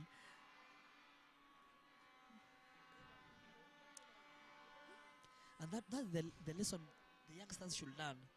When you see you have a senior set batsman, give him a chance. Just get a single. Enjoy yourself. He didn't need to play that shot. He could have, like you correctly said, he could have just tapped it down for a single, give the strike to the informed Sachin Gill, and let him do the rest. I think when you're on the opposite end, you have the best seat in the house. First of all, the bowler who is bowling, it's an off-break bowler, meaning every ball he bowls is going toward that area. So we have like a 5-4. Why don't you play straight? Play covers. And that's drive straight, yeah. That's how the field is. He could have napped it to a cover. You see, even even is a easy single if he plays it at the cover, retain extra cover as well. Yes. Mistiming of the ball, and the ball is turning. I think the youngsters who are watching from outside or even all over the world, that is a very point plus to think of. Yes, I think as soon as you get a message from your captain or the dugout, it doesn't mean that you need to start hitting from the word go. You need to at least see how the ball is, how the bowler is bowling. And then, yes, if you think it's in your radar, then you can hit it. That's a well-said point. And I'm sure Nikhil, the guy who dropped Sachin, I don't know if his head is still high or low, because the way he walks, he's thinking, I'm the one who did this. So I think that should not put him continue before the 2 overs. He has to just to forget about it and take on move on. Absolutely. Okay, that's no pressure. That's 3 dot balls. There's pressure on Eugene right now. He's trying to get a single so that Sachin can get on strike. And what a brilliant penultimate over this is turning out to be for the purple dot. Yeah, actually, Eugene is a Kenyan team player. He just has to understand that no, he's batting with Sachin. Sachin is on a 60 plus. So his job is just to put him still there. A brilliant penultimate over so far for the purple dot. 1 wicket and just a single so far. A lot of pressure on Sachin right now. Of course, he's a set batsman. What do you think about the umpires? The umpires have done a very good job since yesterday up to now. I haven't had any players complaining or maybe a loud appeal, and they are just seeing the back of the set batsman. He clearly seems very not happy. He's not happy with that decision. I don't know what I can say because I'm also an umpire. But after watching the way Sachin did, I think he was almost two steps out. He was out 2 steps out. You can't know what the bowler was going to do. He's clearly disappointed with that decision. Yes. But yes, as we say, the umpire's decision on a final. Final, but yes, what a brilliant inning played by Sachin. I mean, he's really taken his team to a very good score. Yes. And it's yes, I'll not take away the credit from the purple dot team. They've bowled a brilliant penultimate over. I don't know what he's feeling. I think we were just talking about the umpires before that ball was bowled. Ever since yesterday, I didn't hear them complaining at all. Maybe they might complain at that decision. There was no actually from up here. I think it was a very well officiated game. If you see, me as a coach, I didn't complain.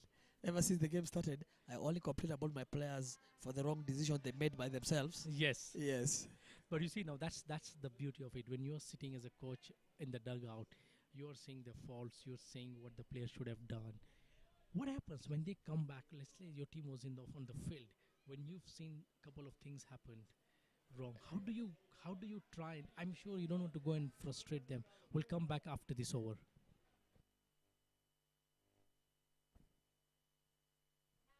A brilliant penultimate over by Nischaikarai, taking 2 big wickets, giving away just 1 run. And at the end of 19 overs, Mafuko Mavericks at 169 for the loss of 8 wickets.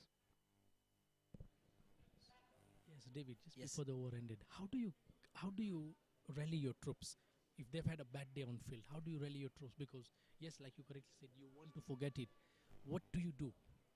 Actually, for example, if the first inning has just ended and your boys have done something that you didn't expect them to do and you are inside the changing room, don't ever blame any player.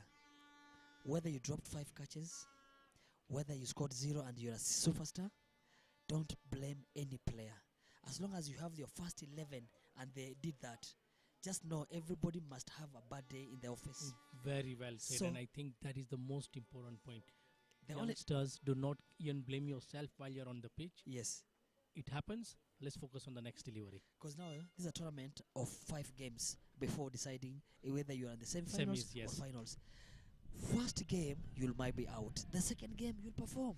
Absolutely. Yes. So why am I going to support you when you performed the next game, and when the first game you didn't perform, I have to come on your neck? That's so totally wrong.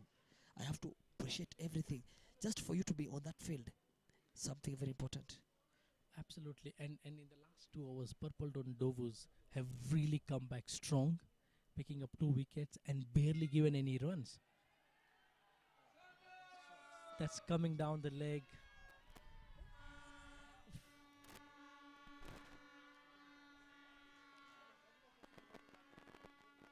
I think unless we don't see these last 4 balls going around the out of the boundaries, I think Purple Ndovus would be quite happy with the way they finished this inning.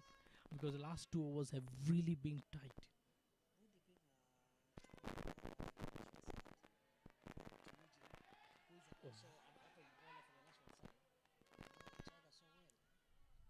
So absolutely, and that knowledge does help both the bowler and the batsman, because you're trying to see what will he ball, how am I going to bait. So there is an internal battle going between the two now.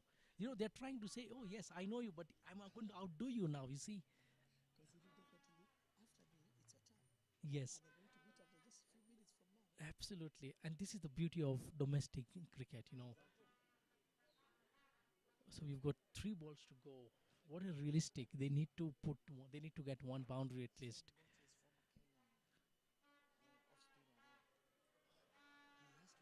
He needs to. Yes. No, he should. Yep. So yeah, you see, we have 2 balls to go now. The batsmen are under pressure. Purple dot Ndovus are clearly finishing this innings on a high. 2 balls left. 169. Single or a boundary? He's topped edge that to the deep mid wicket. Safe, landed safe in the 30 yards. They'll come back for 2. Yes.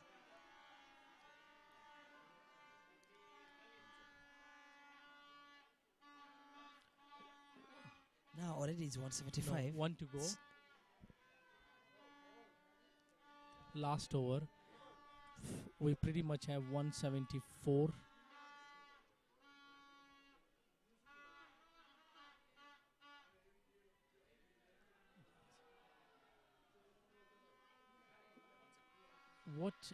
What a bowling display in the last 2 overs by Mafuko, by Purple dot Ndovus.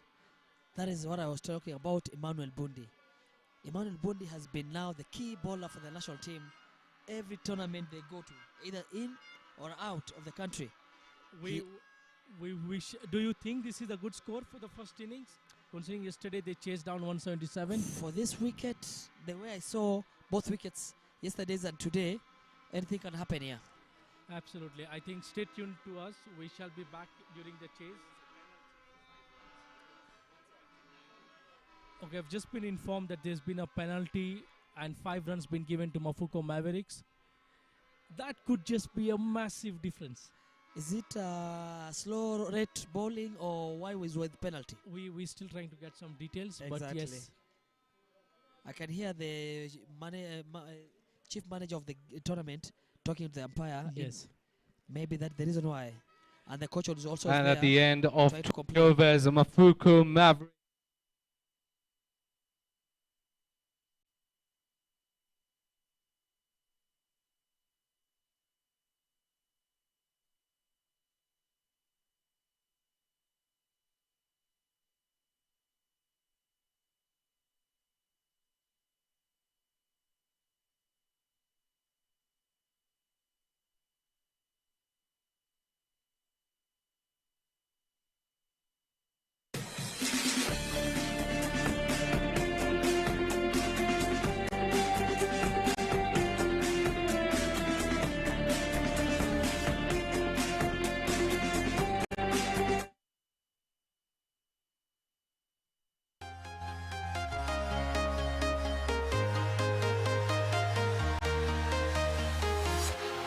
Walking alone, the streets are empty. The only thing I can see is my own silhouette.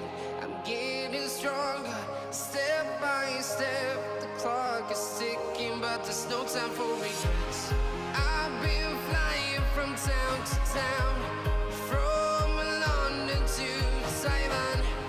I've been all around the globe trying to pretend.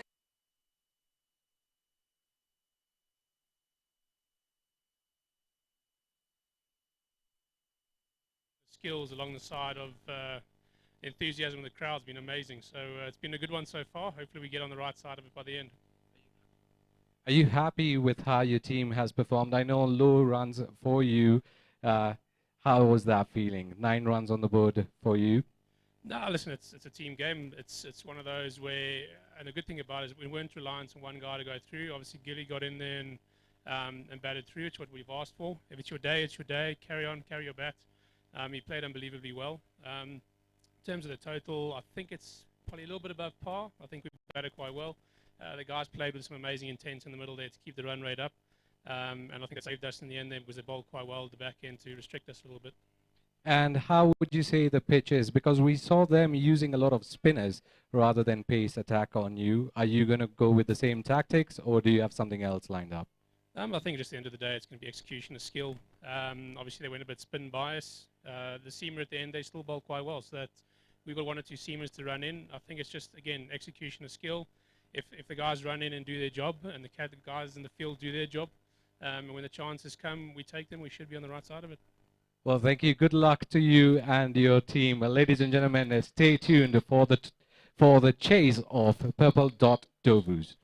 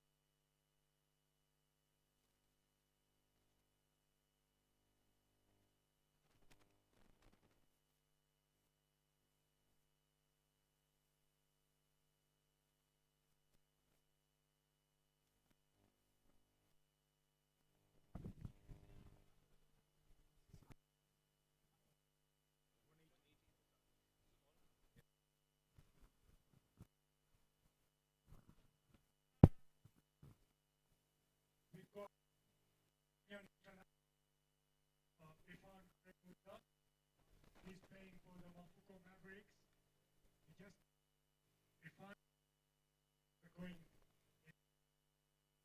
Yeah, I think we had a difficult start, losing 2 wickets in the power play. But Sachin Gill played very well, and we've got a very good score. But our bowlers still have to bowl to our plans to give us a chance.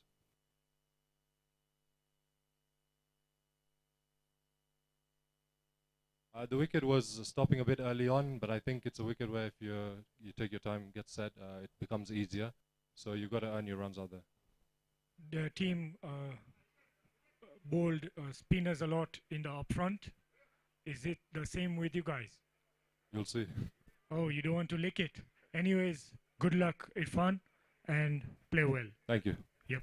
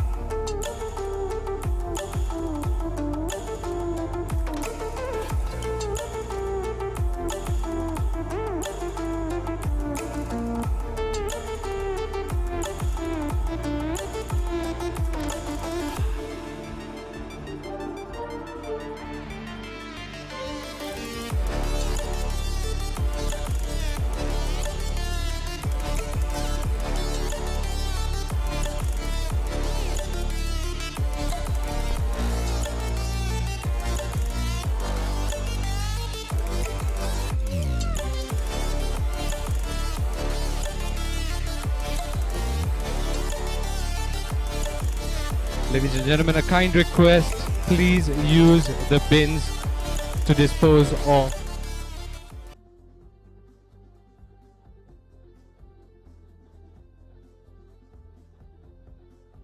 So you can go and pledge whatever amount you want for 200 free operations that are going to be carried out by the Swaminarayan Hospital. So find that tent and do this for a good cause. Of course, enjoy the game, but please do something for a cause.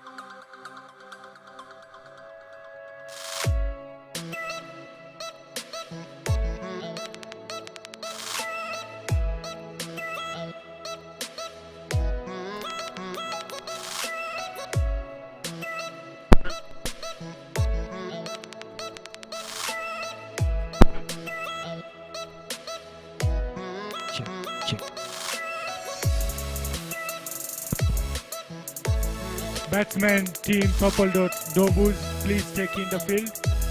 Batsman team purple dot Ndovus. Ladies and gentlemen, as informed earlier, please make sure you're throwing your litter in the bin. Please do not litter. आप सबने एक खास सूचना जमिया बाद अपनी plates please. Dustbin Marajo.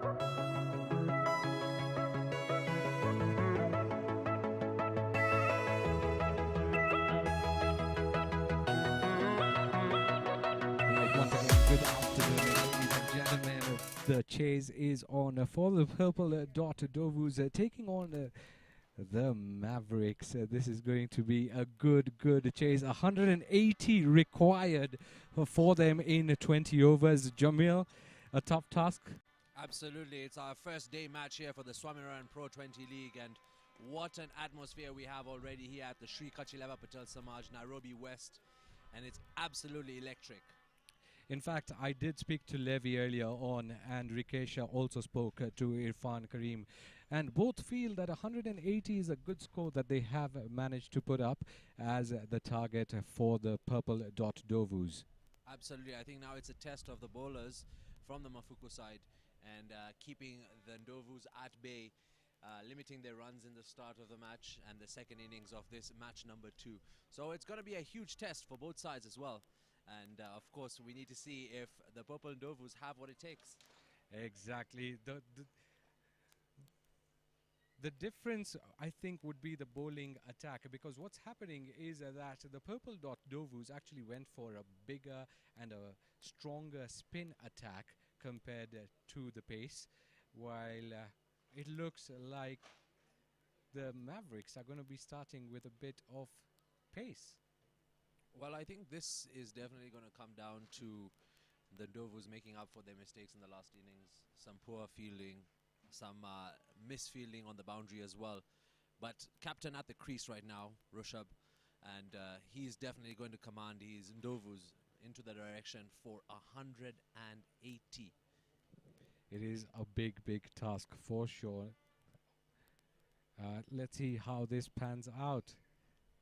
First ball, 2 ball is going to be the man in form who was with the bat. Let's see if he can do it with the ball as well.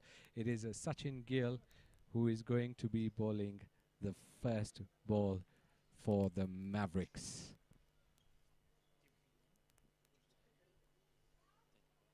This is an exciting day match. The sun's out. It's blazing hot here. And here comes Sachin Gill with the first ball for the Mavericks to the captain. Hits straight down the ground. Finds the fielder there at mid-off.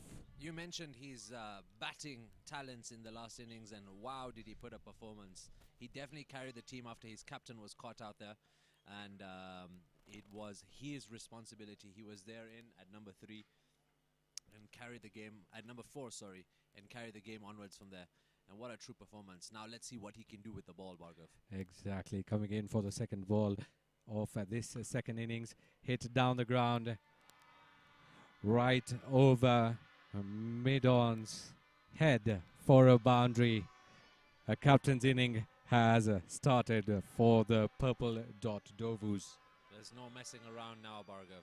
This is a big game. The captain knows what he needs. And straight off the bat, smash down the ground, over the bowler, over the umpire. It's raced for 4. 4 runs to the Ndovus. And in my opinion, I think they need to really go strong from the word go.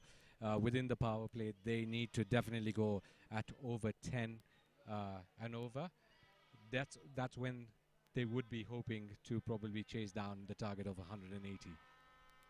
But what the Mavericks would want right now is wickets, wickets, and wickets. That is all they would be targeting.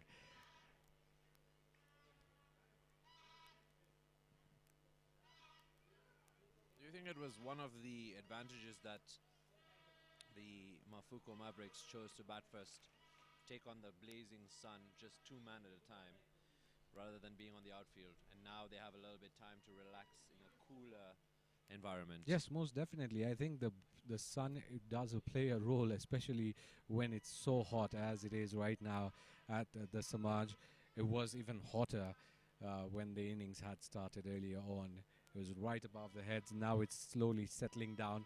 So yeah, most definitely I think that was a tactic that they used to go in to bat first and put up a target.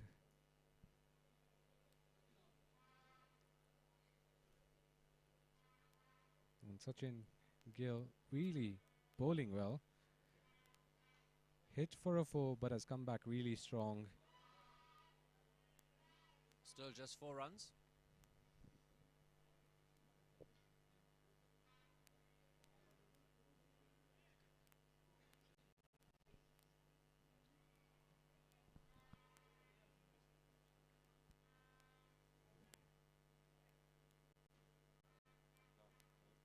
They have started really well, the Mafuko Mavericks. Not giving away too many bad balls. First over, almost coming to an end.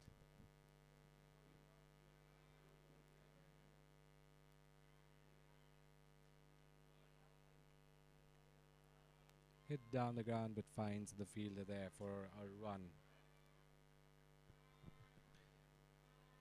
That brings up the first over for Mafuko Mavericks. The purple dot Ndovus taking it at 1 over at a time, making sure not to lose wickets early in the game. Captain at the crease, making sure At the end of the first over, the score is 5 runs for the loss of no wicket. Making sure that the purple dot Ndovus are taking this game in their stride.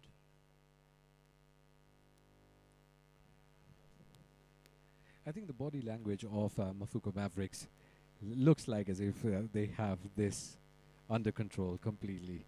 Yeah, absolutely. They do look like they have things in control right now, but a few fireworks may start off, and that's when you know the game is back into the action. Exactly. This is game of cricket. Anything can happen. It's not over till it's over. 5 runs after that first over of Gill.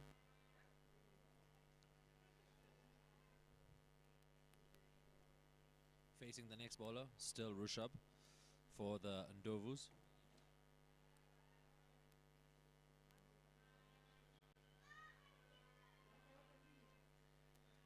Alex Obanda on the other side hasn't faced a ball yet. Again, a flick shot by Rushabh, but finds the fielder. Now this is what might be the change for the Mavericks. The captain putting the fielders exactly where they need to be. Yeah, definitely just learning and marking around the field to understand how the ball is moving, where the fielders are placed at. I think Mitesh and Coach Sanji did mention that in the first innings, is that once you get at the crease, don't jump the gun. You know, take your time, learn your pitch, and then when you're ready, you have seen balls flying towards the boundary. So take your shot when it's your chance. Eugene Ojiang coming for the second ball. Just misses the bat. Good bouncer coming in from him. Tempting Alex Obanda to go for a shot. I'm sure Irfan Kareem in the back with the gloves shouting, go for it. And Rushabh on the other side wondering how this Kenyan team is playing different sides now.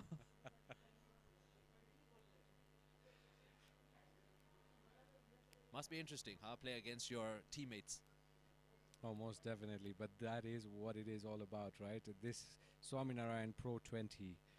You will face your teammates, but hey, nonetheless, you All want for a to good win. cause, right? Exactly, all for a good cause. And the best part about this is they have international players, not just people who have played internationally, but the people who are also playing the Ranji Trophy back in India. You have those players in as well. They come with a lot of experience themselves, and that's going to be bestowed upon the young talent that we are seeing here. Absolutely. That's run down to the boundary, and it's a 4. No player from Mafuko even moved. Beautifully flicked by the captain of Purple Dot, Dovu. Nice welcome boundary for him. Eugene now trying to see and think what he'll bowl next. Rushabh getting into the rhythm for the Purple Dot Dovus.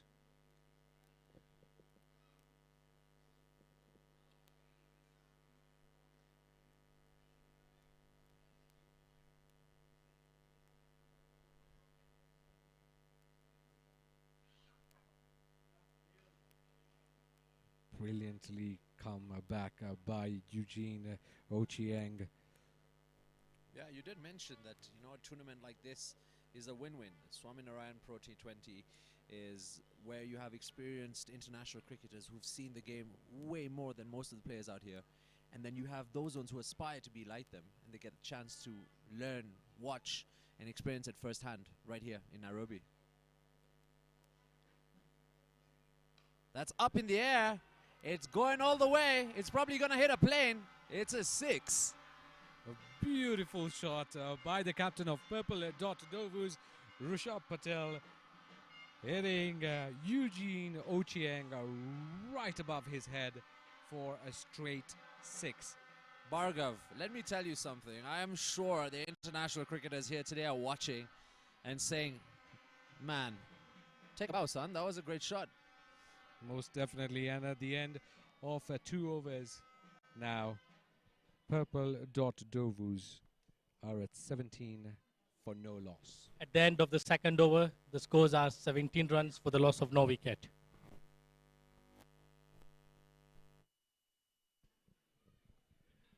Right, Gill coming in for his second over. I think the captain is relying on Gill to probably give a breakthrough and pick a wicket in this over.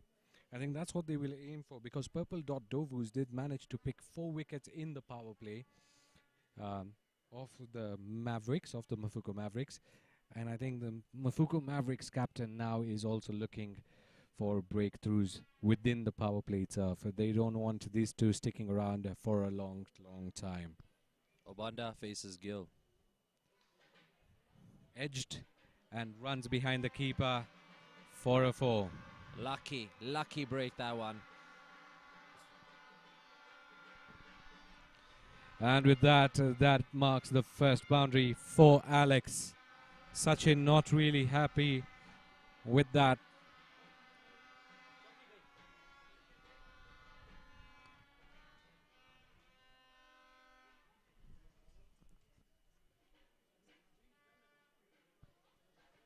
Bhargav, as you can hear from the crowd, yes, mixed supporters here. Mafuko Mavericks and Purple Dot Ndovus. Yes, most definitely. I mean, everyone's come out in numbers at the SCLP Samaj grounds to support the teams that they want to. Some, I feel, are just cheering for the 4s and 6s. They want to see those international players. They just want to see boundaries. They want to see some wickets coming along, and they just want a good cricket match. And that is exactly what we want as well. Absolutely. I'm still keeping my eyes open to all the teams that were playing in the Swaminarayan Pro20. Any picks for you yet? Not yet. I've just seen this is the second game of the Swaminarayan Pro20. So I think we'll have to wait 4 more games to be played. Well, my pick might just become easier with that beautiful shot from Alex Obanda straight down the boundary. And he picks up 4 runs with that solid shot. Sachin Gill suddenly losing rhythm. A nice sweep for a boundary by Alex. And Mafuko Mavericks now looking in trouble if they don't pick an early wicket.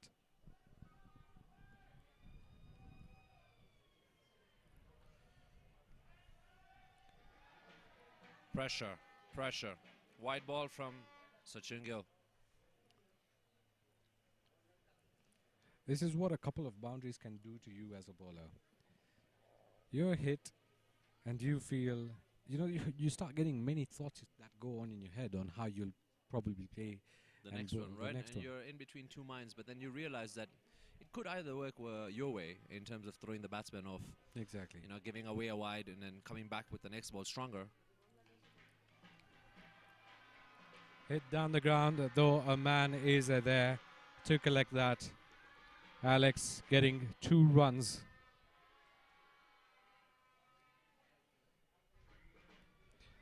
Clearly the 2 batters are now showing intent. Go big or go home. Absolutely. And I think that strategy of having either batsmen doing that, Purple Dot Ndovus are not going along with that rule. They're both smashing it down the back.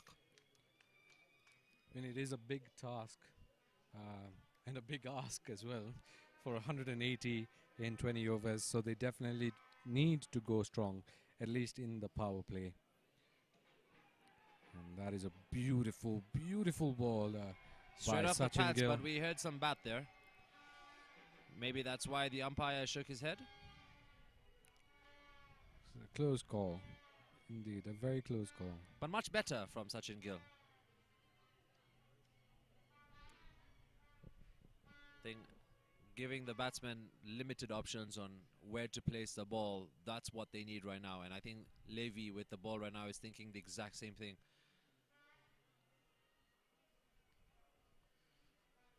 He wants to see discipline. He wants to see good balls, good length, right at the feet of the batsman. Make it harder for them. It's now the captain, Rishabh Patel, facing Sachin Gill. It's up in the air. Up in the air. Just missing the player by a few inches. And they pick up 2 to end the over.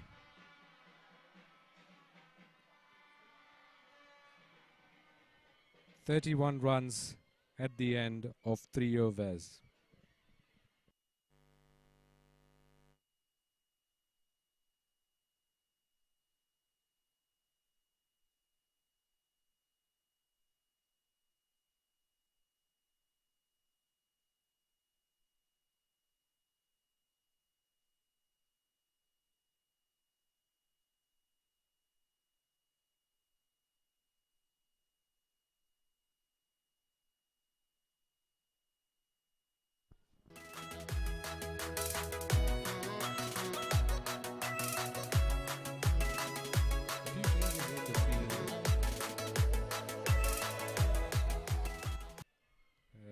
Captain talking to Alex as well on how to go about the innings.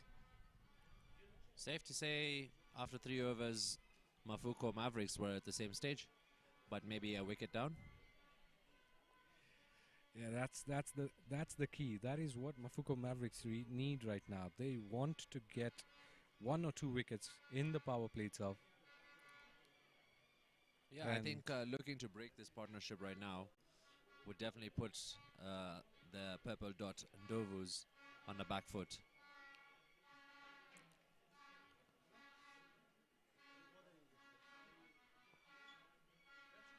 And Goche coming in, 2 ball, the 4th over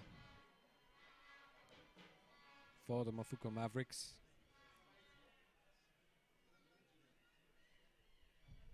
Facing him is Alex Obanda. Hit straight back to the bowler. Again, it looks like they're going for the spin attack as well now, to try and contain the purple dot Ndovus.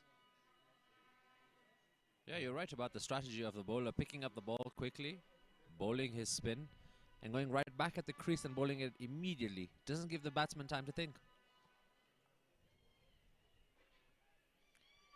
3 balls bowled, 3 dot balls. Pressure mounting on Alex Obanda. This is what happens. Pressure mounts on you. You hit the ball thinking that it might just sail through, but unfortunately, wow, it does not. A little footwork there from Alex Obanda, saving the ball from hitting the wickets. Great bowling. Excellent bowling there. 4 balls, 4 dots. It looks like the spin attack is what was the key for purple dot Ndovus, and that is what the Mavericks are doing right now. 1 more ball left, no run yet.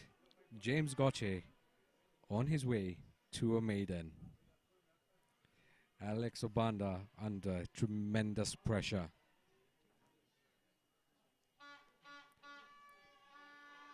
Tail end of the bat touches, and they take 1 run. You can see the smile on Goche's face. He loved that over. He loved it.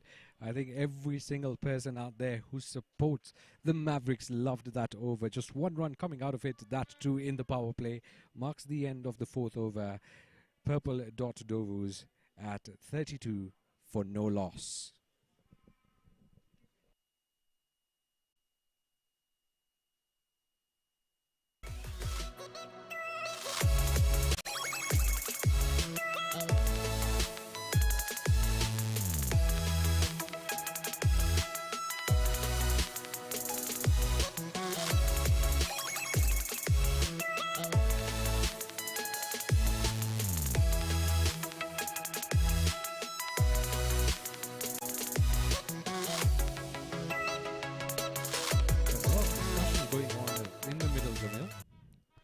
Gill involved in it. Trying to set the field. I think that last over really pumped the Mavericks up. Absolutely. They said if that went well, let's get all of them right. But again, they're bringing in Ansima. My opinion, I would have still gone for the spin attack.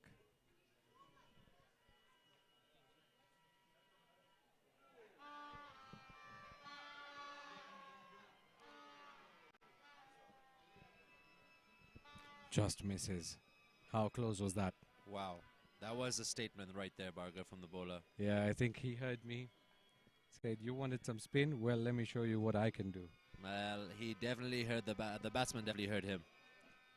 Right across the face of Alex. Took a moment, spoke to his captain, and he said, this one we have to watch out.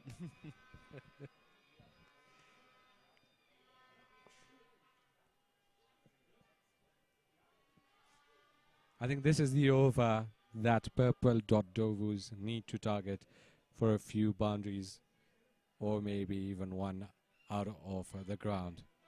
Hitting the pads there, taken a quick single. It's a leg bye. And I think Alex doing the right thing there. Yep, giving his captain the strike. Yep, and making sure that now he can get a feel of the seamers from the other side of the team. So Jainik bowling from the school end for the 5th over for the Mavericks. If we get to see a wicket in this over, I think that is what the Mavericks would want of Jainik, to produce a wicket. Hit straight back to the bowler there by the captain of Purple Dot Ndovus. Going really well for now. Again, another good over till now for the Mafuko Mavericks. I think Jainik balls in such a way that it comes crashing into your body. So hard for you to maneuver, really quick to choose your spot and placement. But a complete different strategy by the Mavericks. Just using one bowler to bowl spin within the power play, whereas Purple Dot Ndovus actually went for a complete spin attack up front. Great bowling there. This is some great bowling there from Jainik. Another dot ball. Purple Dot Ndovus are now trying to work out what their next strategy should be coming in the overs. Jainik, however, is determined to complete this over in this same fashion. And I think that is what experience is all about. He is a Ranji Trophy player. And he has, as I just mentioned, that is what Mafuko Mavericks wanted from him. And he has delivered. He has smashed the wickets there, Jainik. From bat to bowl, this man is a star. And he has taken the captain of Purple Dot Ndovus, clean bowled, swept him away, coming in to the wickets. What a ball that is by the experienced Ranji Trophy player Jainik, giving the first breakthrough for the Mavericks. Ball went right through him, and Rushabh, the captain, didn't even know what to do. One more ball left for Jainik. Scores for the Purple Dot Ndovus is 33 for 1. Mafuko Mavericks in a huddle, very elated. They are happy about that wicket. Absolutely, Bhargav, you called it. They needed that in that particular over. The dots were forming. Some kind of synergy was missing between the Ndovu batsmen. So this wicket definitely brings in a new partnership, as well as puts Mavericks on alert, high alert. Exactly, and Ali Butt walking in to face Jainik as he bowls his last ball for his first over. Purple Dot Ndovus, current run rate not looking so good. 6.82 required run rate at 9.36. They just don't want it to seep up to 10 or even 11. Otherwise, pressure is definitely going to be on the purple dot batters. Can Nick do 2 in 2? Jamil, call it. Well, we saw it in the last innings. We had 2 wickets in the first 2 balls of the over. Maybe this one will probably give us a magic with a hat-trick maybe? Or pushing it too ambitious. Well, you may never know. Game of cricket, you can never tell who is going to win, who is going to lose, who is going to get a hat-trick, who is going to score a century. It's all on how you play. Well, here comes the last ball for the wicket taker of the Mafuko Mavericks, Nick. And definitely going into this last ball, Mafuko Mavericks are looking confident with how they've come so far in this innings. Nick coming in really strong. Ali Butt facing his first ball. Oh, now that is what 1 wicket does. Every single person in the field is elevated. The energies are up. And at the end of 5 overs, Purple Dot Ndovus at 33 for the loss of 1 wicket. And if you're watching live, you know what? Hit that like button. Press that subscribe, because every single match is going to have a different link. So you don't want to miss out on that. Hit that subscribe, and when that link goes live, you'll get a notification so you can start watching. Hit that like button so we know you are watching, and hit that subscribe as well. And don't go anywhere, because the chase has just begun. It is the last over of the power play. Let's see what the Mafuko Mavericks can do, and let's also see what Alex can do now that he's lost the captain.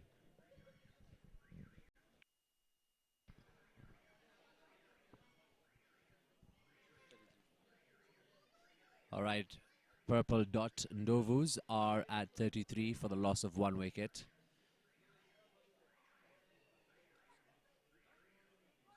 Alex Abanda to face.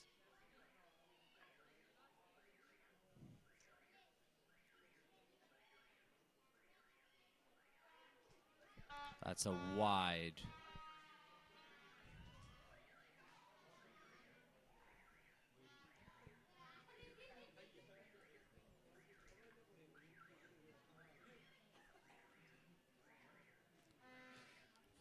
Bowling over number 6, James Ngoche.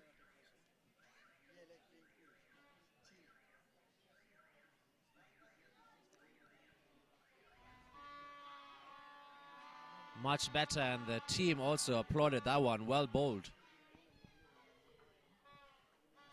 Actually, apologies for that. It's Eugene Ochieng who is coming in. Ndovus now requiring 142 runs. The chase, the scoreboard pressure, I think, is on them.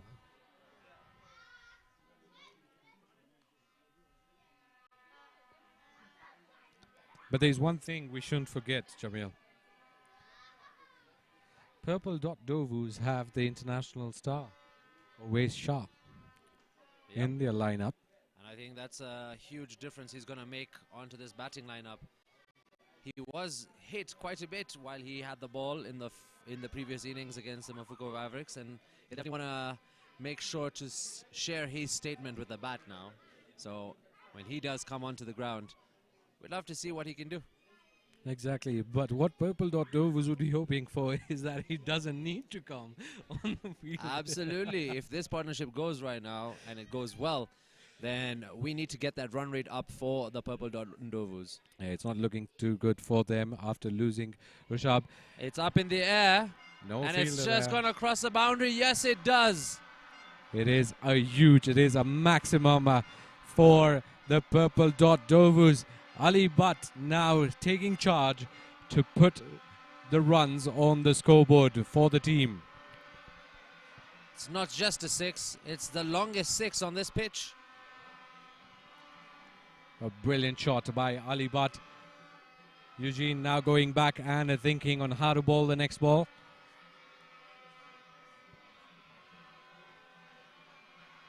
What a shot that is. What a shot. That's confidence right there. Eugene coming in strong and nicely driven for a single. Loses his bat in the way, Alex Obanda, but that was a close one, a risky run. They still get it. Purple Dot Ndovus do pick up a run. And that is what they want. Hit a 4, hit a 6, and just change the strike. Yes. Best way. Change the strike, collect the singles, collect the runs. It's not just the extras and the boundaries that do the work. It's you on the pitch and running between the sticks. That is what Purple Dot Ndovus would be looking at. Just stealing those singles, stealing those twos as well, hoping that there's some misfills, hoping that some buys are given as well. Wow, that is smashed down the park by Alex Obanda, and it's a maximum. Well, it was a statement by Alex Obanda to Ali, but hey, you can hit it, I can hit it too. You hit it there, I'll hit it there as well. What a sweep shot, what a pull shot by Alex Obanda for a 6. Now, this is the over that might just change the course for the Purple Dot Ndovus. 2 maximums coming in this over. And those are not elephants. Those are definitely noise from the Ndovus supporters.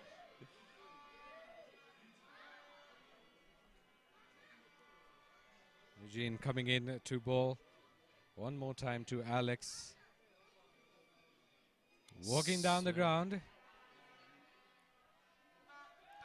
Appeal for a caught behind. Hoping that it had nicked, but there was nothing on that. Alex Obanda was halfway through the tough.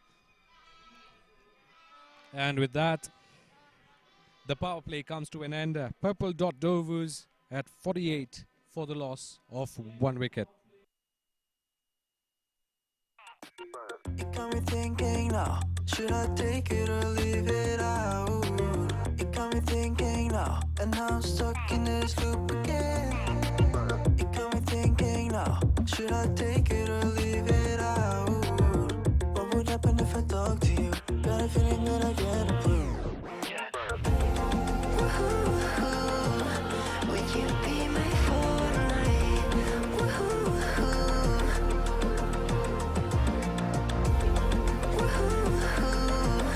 Would you be my fortnight?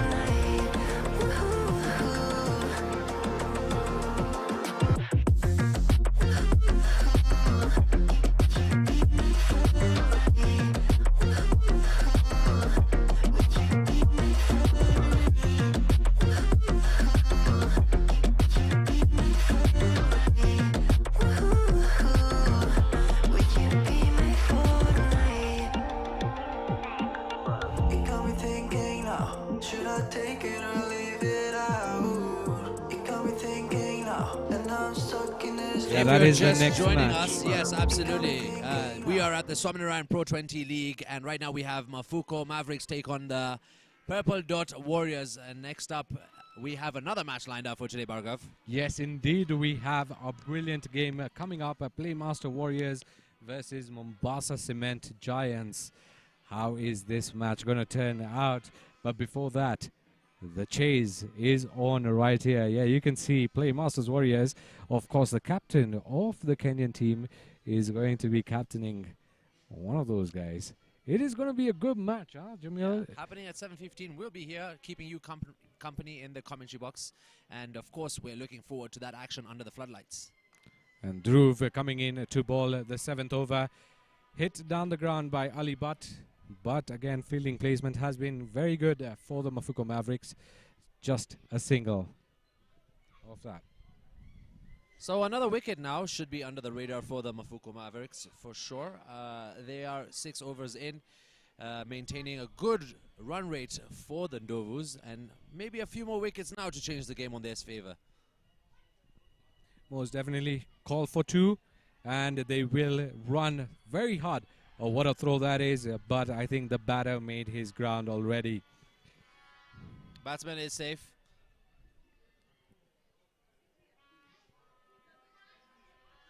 But here's a young lad with the ball, Jainik. I mean, Actually, Jainik is going to be coming up in a bit. However, we have another bowler coming in with spin, testing the batsman for Ndovus. But that's what we want to see, is that this variation in strategy from the Mafuko Mavericks. Is it going to affect the game at this point and this stage? I think most definitely. Look at that. Wow. Look at that. Bold. You just called it, Jamil. You just called it. What a wicket for the young lad, Dhruv. And he just clipped it. Clipped the wickets, took the bails off, one of them.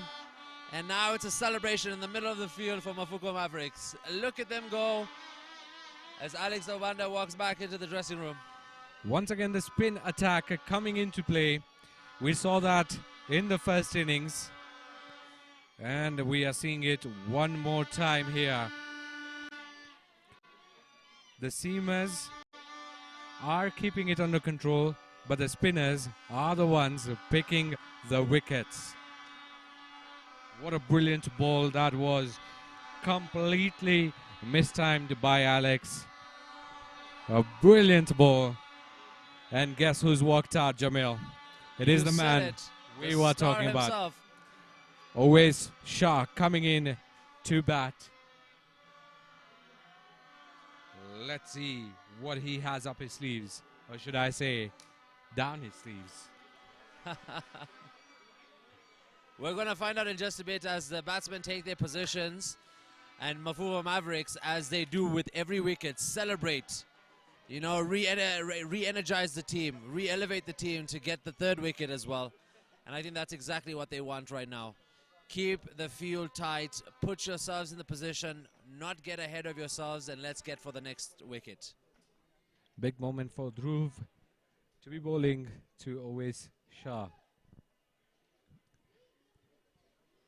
Well, I'm not going to say anything, Bhargav, but let this ball go by and we'll have a comment to say. Well, I have a feeling what Always Shah will do for the first ball that he faces is just assess. Just drive it, take a quick single, not swing the bat, just assess the condition of the pitch. Because that marks experience. Exactly what I said. Yep, that's exactly what it is just to assess what's coming, coming towards him in terms of bowling, because this man here just took a wicket, took a member of his team. So what a he ball. needs to understand how this pitch is moving. So great match ahead of us now, Bhargav. A very good match. Mafuko Mavericks really enjoying this. Oh, Always Shah could not read that. Turning just before he could touch it with his bat. The last ball. And again, no run coming off it. Brilliant over for Dhruv Kumar.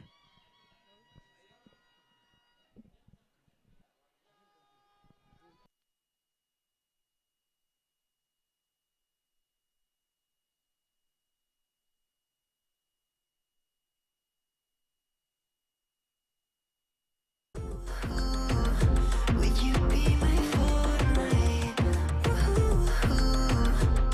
What would happen if you don't? Let me tell you something about Dhruv Kumar, who took the wicket of Alex. He is recommended by ICC Africa. So Swaminarayan Pro20 is not just thinking about those stars that you've seen on screens before. He plays for Botswana. But you could see this young lad coming in, picking up a wicket in his first over itself. And what a way to say, hey, you know what? I can bowl really well as well. And that's what he did to Always Shah, who has played so many international matches for England. And here comes this young lad who is, of course, recommended by ICC Africa. That means he has a lot of talent. And Swaminarayan Pro20 has also approached him and gotten him here to really put that talent out in front of all. I think the fact that ICC Africa has their eyes on him is enough said, Bhargav. I think that should tell you what a talent we have here amidst us live in Nairobi. And for him taking a wicket, I'm not surprised, because that's what he's made of. He's made his mark. He's made his statement. He's come here and shown what he's got. And I'm thinking for the rest of this tournament, we're definitely going to keep an eye on him. Most definitely. And now Jainik Kumar Naran brought back, but is going to be bowling from the other end, trying to get another wicket. I think that is what Mafuko Mavericks want from him one more time from this Ranji Trophy player. And he's bowling brilliantly, not giving much room to the batters to swing their bat. Bowling right at the stumps. Bowling at some good pace as well. Well, now he'll be bowling to Ace, as his Instagram says, Ace Shah.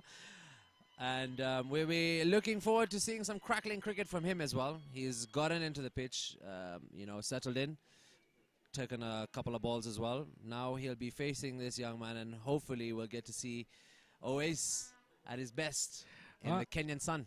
Yeah, but unfortunately he couldn't do much with the ball. But he definitely want to make an impact with the bat for his team now. Wow. Smash down the ground, straight to a fielder. Picks up a single, but how about that for the sound? But get this, it is a no ball and a free hit. Wow. Jainik Kumar just stepping First one, out of the crease.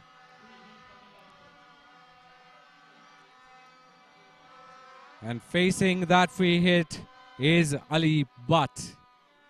What does Jainik do now? This is where his Ranji experience is going to count. And Ali Butt is under fire for using this no ball.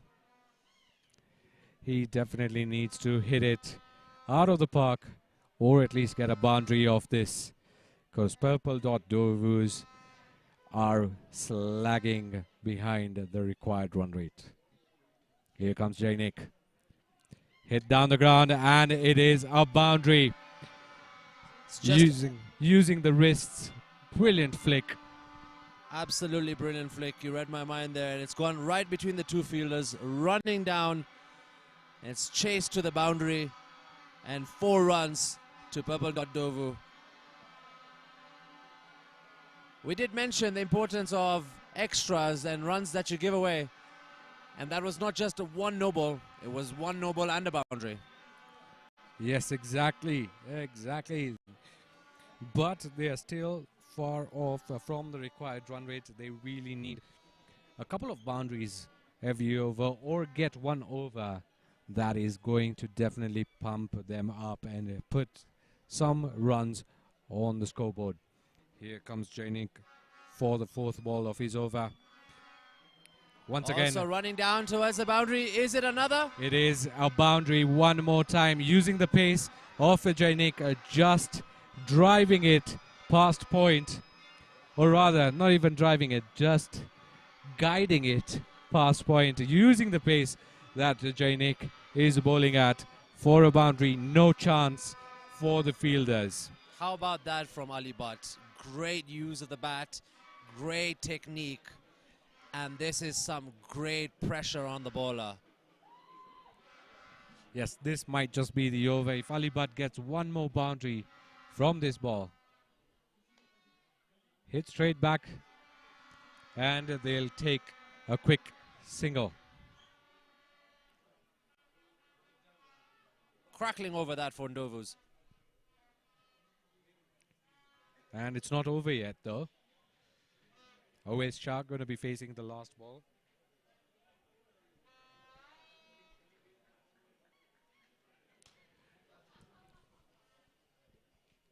Can Jainik produce a wicket for his side, or does Always Shah hit it out of the ground? It's up in the air. Richard Levy running towards the ball, just falling short on that. Would have been interesting, huh? Would have been interesting. Would definitely have been interesting. At the end of 8 overs, the Purple Dot Ndovus at 63 for the loss of 2 wickets.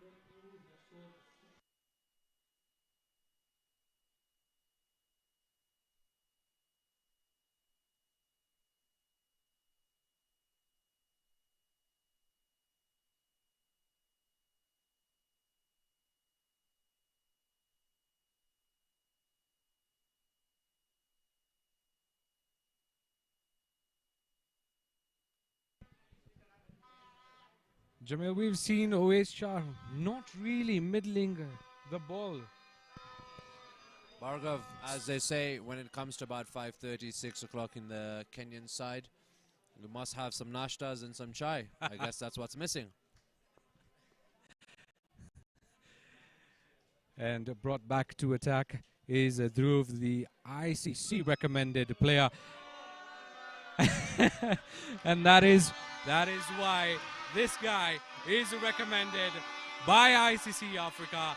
Ladies and gentlemen, remember the name Dhruv Kumar Maisuria from Botswana, picking up yet another wicket of Ali Butt, caught at slip by Richard Levy. What a ball that was. Misread completely by Ali Butt, nicks it, and a brilliant catch by Richard Levy. Did not have to move even an inch. And now it looks like Purple Dot Ndovus are struggling. Bhargav, this has been a strategy plan from the start of this innings. And I think Levy partnering up with the bowler, and this partnership just shows how experience and young talent can come together to create some magic like they have done here for Mafuko Mavericks, putting the Ndovus in a lot of trouble. Huge wicket, great wicket picked up for the team in yellow and green. And look at them, as always, having a celebration for every wicket that goes, keeping them on their toes and high alert. And here he comes again, ready, spinning the ball in his arms, making sure he's ready to take the next wicket. Exactly. I mean, first ball, picking a wicket. What does he have to offer now for his team, the Mafuko Mavericks? Some movement on the side screen. I can't wait for next year's Swaminarayan Pro20 Fantasy League. I know who I'm picking in my team. Facing his first ball, Mugabe sweeps it down leg for 2 runs. Great shot. That's what they need right now. Calm the game down a little bit. Pick up the singles, pick up the doubles. But I don't think Mafuko Mavericks would be much moved by that. They are okay with those singles or doubles. What a shot, but brilliantly fielded as well. That would have raced to the boundary had that hand not touched the ball. A brilliant piece of fielding at the covers by Mafuko Mavericks. And that's the thing, right? You get encouragement from your teammates as well. Well done. Put in that effort. And here comes the ICC recommended player bowling to the international player, Oais Shah. Dhruv Kumar Maisuria, what does he do? Well, Oais Shah taking it very slow now. Studying the bowler, studying the pitch, taking those singles, not letting those wickets affect his mind, not swinging the bat too hard, not giving up his wicket. And how about this guy, Dhruv? He is brilliant. From Botswana, I think it's a find for Swaminarayan Pro20 also to have brought him here to play this league. He is seriously killing it out there. I think he's really putting a test here for the batsmen. They're having a hard time, and he's not making life any easier. Most definitely are. Picked up 2 wickets down the ground. Fielder. It's been caught, and it's another wicket for Dhruv. Fielder at long off. Dhruv picks up 3 wickets. What a match this is turning out to be for this young lad. And once again, spin doing the work on this crease. This is a brilliant game for the Mafuko Mavericks. I think it's safe to say that this second match is about the spin. It is all about spin, clearly.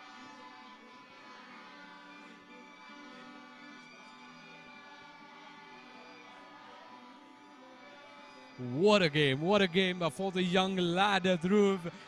And an easy catch at long off.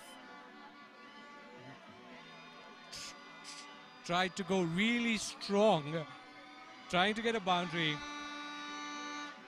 and he lost it there. A short stay for Mugabe, and in comes Chandresh.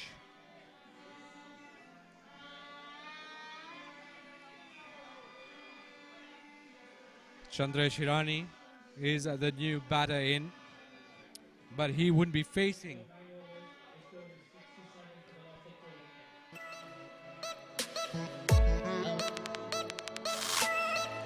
How cool was that, Jamil?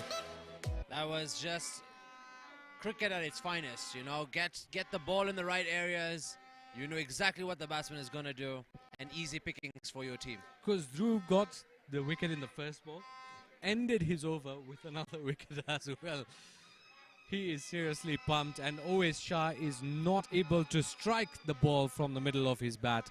Just running singles will not help. I think Purple Dot Ndovus will be looking for much more from Owesh Shah. Absolutely. I think at this point now it's to go for it. You have a lot of overs that have gone down, and at this point Mafuko Mavericks were probably 4 wickets down, but a lot of runs up. So that's a strategy that I think the Ndovus should adopt at this stage, is to go for the strike, you know, go for the boundaries as well. Take the risk, take the plunge, and it's up in the air. Straight to a fielder for a single. Goche also doing the trick for Mafuko Mavericks, not giving much room to the batters to hit the ball out of the park or for boundary. But this is the time Owesh Shah needs to pick up the pace and hit those balls and just help his team to see it through. It's a wide ball by Goche. Maybe they're just not giving him that chance. And him being the professional that he is, he knows which ones to pick. That is true. That is true. He's waiting for that odd ball that he can really hit out of the park for a 6. And that will build his confidence for sure.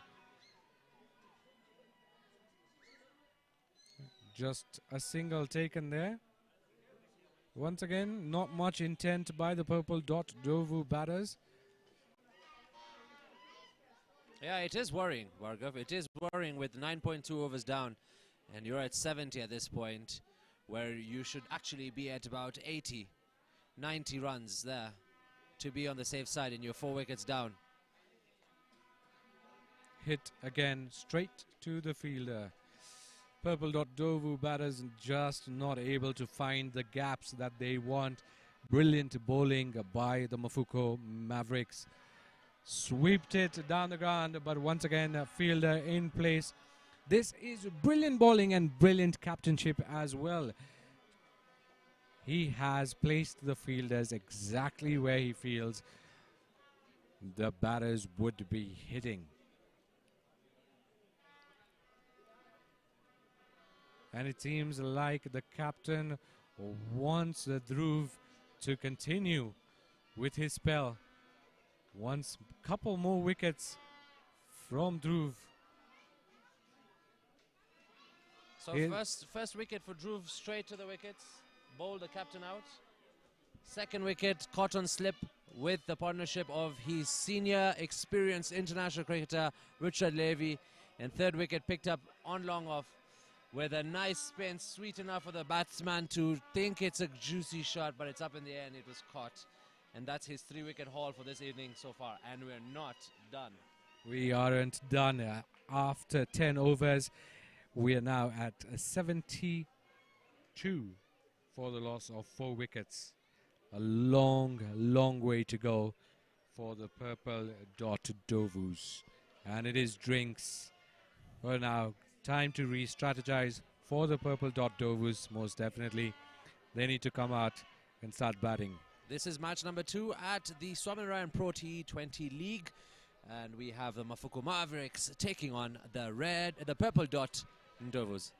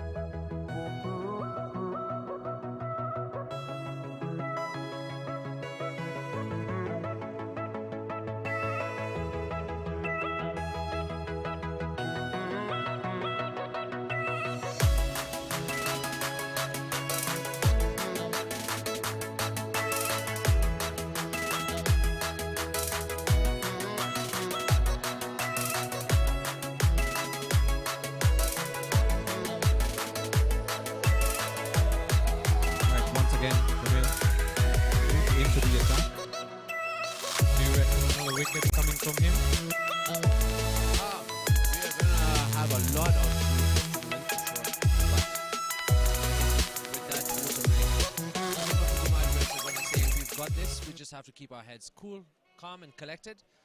Keep the pressure on the purple dot Ndovus and take it from there. Yes, most definitely. Wow, that is hit all the way. Now again. Straight to the fielder. And fielder at deep long on. Dhruv is bowling to his strengths, placing the fielders where he knows the batters will hit him. And now it is always Shah who is going to be taking on the man in form with the ball, Dhruv.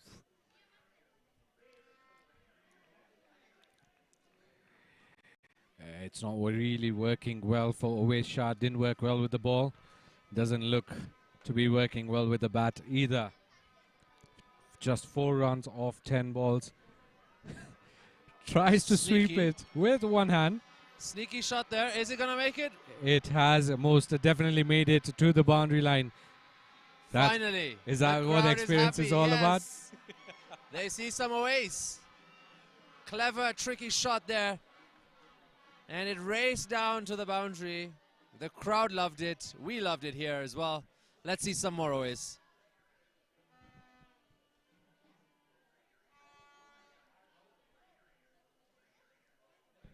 I think Dhruv has an answer for that in this ball.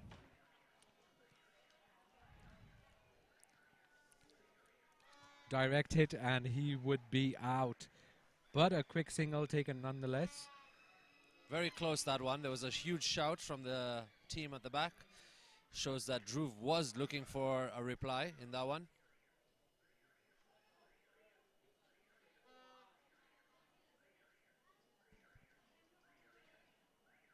Just a dot there. Keep in mind that Mafuko Mavericks have maintained the Ndovus to 102 runs off 55 balls. Bhargav, your cricketing experience, what do you think?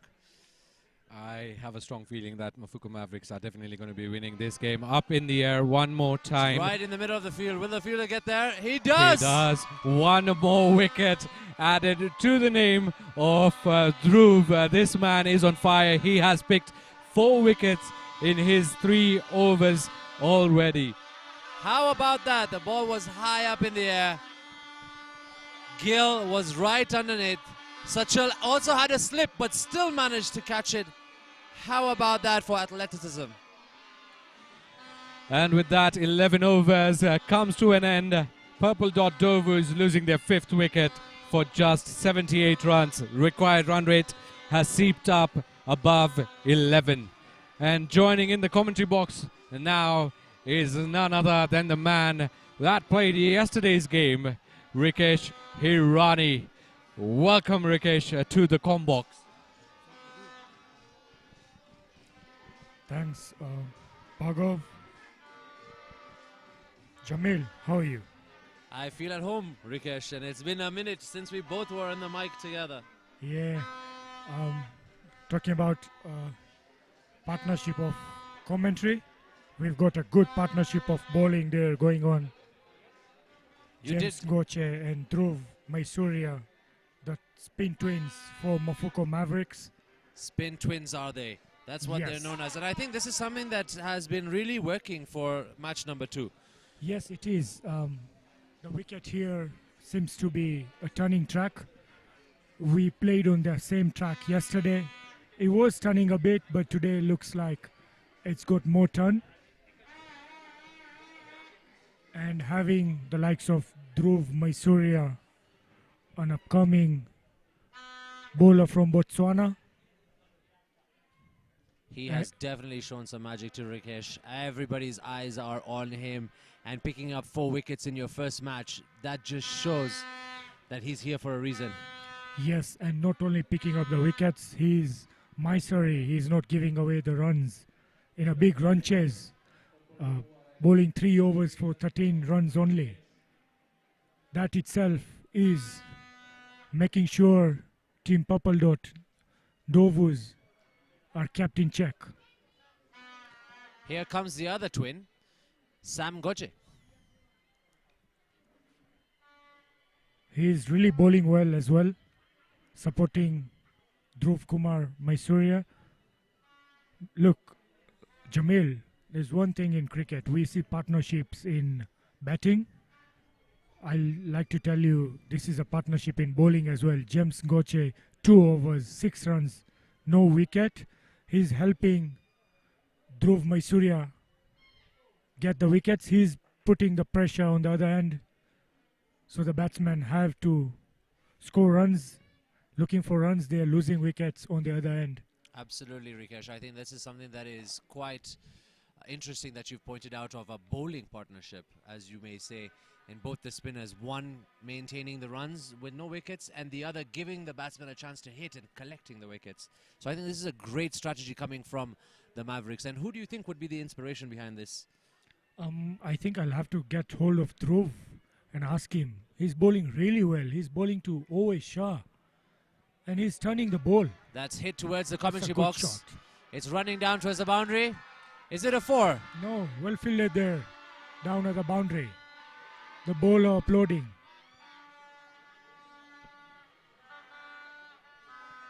That's a great fielding there from the Mafuko Mavericks, making sure they save 2 runs. It's good cricket all round.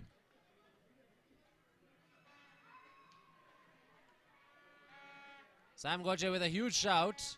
Umpire shrugs it off. It's a leg by. Owe Shah plays a lot of sweep shots. It's his go-to shot. This time round not connecting. He knows he has to stay on the wicket. He has to do the bulk of the scoring here now. He's got the experience, Jamil. Absolutely, and I think maybe a few people may be turning their heads thinking he's slow to start, but the experience will kick in at some point. Yes, he knows he has to stay on the wicket. When the right time comes, he'll press on the gear and make sure he's scoring for the team. Sam Goche taking a gamble there, producing a wide. It's a good dot ball. These dot balls will add pressure. Team Purple Dot Ndovus need 95 runs in 48 balls. And that brings up the end of the 12th over with Purple Dot Ndovus with 85 runs. 85 runs for the loss of 5. And as Rikesh has said, 95 runs in 48 balls. It's very much possible. But if they shift into that gear that we mentioned earlier, it's now crunch time. 8 overs to go. This is the time. Yes, and some good thinking there from the captain, Dhiren Gondaria. He made sure Dhruv comes in and bowls his last over at this time. This might be the over. Owe Shah, as usual, is very calm. Gets the single. I think it's quite an important skill or a mindset to have to be extremely calm in a high tense match like this one. Yes, and he is experienced. He's played a lot of games for England.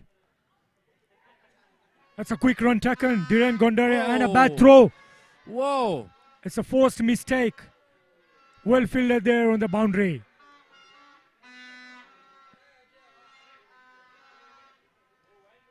That was a huge overthrow there from the fielder.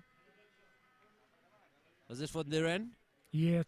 He wanted to captain. smack those wickets down, didn't he? Full There force. was a chance of a run out there. Direct hits are always tricky. Dhruv Maisuria coming into bowl. The third ball. He's getting the turn. He's getting the turn. He is not giving the batsmen the room to free their hands.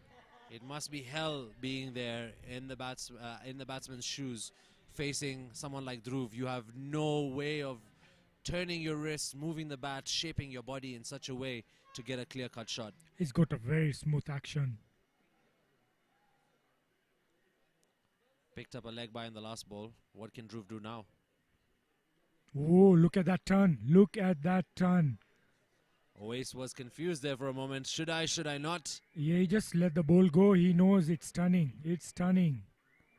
Does Dhruv have the other ball? Let's see. Oh, it's a nice ball. Targeting the wickets. Nothing Owe Shah could do. Well, Rikesh, we must applaud this young man coming in with his last ball. Dhruv Maurya. That's a brilliant, brilliant spell from Dhruv Maurya, the youngster from Botswana. And you can see this, Rikesh. It's not just about him doing his job. It's the whole team coming to congratulate the young man. Look at and say- Richard Levy. Richard Levy there. He knows what the young man has done. Absolutely. When talent recognizes another talent, they definitely make sure it's heard. And this is a huge moment for Maurya from Botswana. Looks like it's the man of the match performance. Absolutely. For me, so far, man of the match should go to him. 4 wickets, 17 runs, 4 overs. Take a bow, son.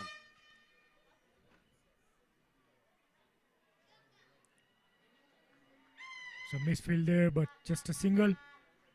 Like you mentioned from Oasis, the flicks and the nicks. He knows. Just to move the scoreboard around, tick it around, stay on the wicket. That's what he's been doing. Hopefully he gets the support from the other end. Sam Goche bowling in the 14th over. Doing really well there, picking up a dot.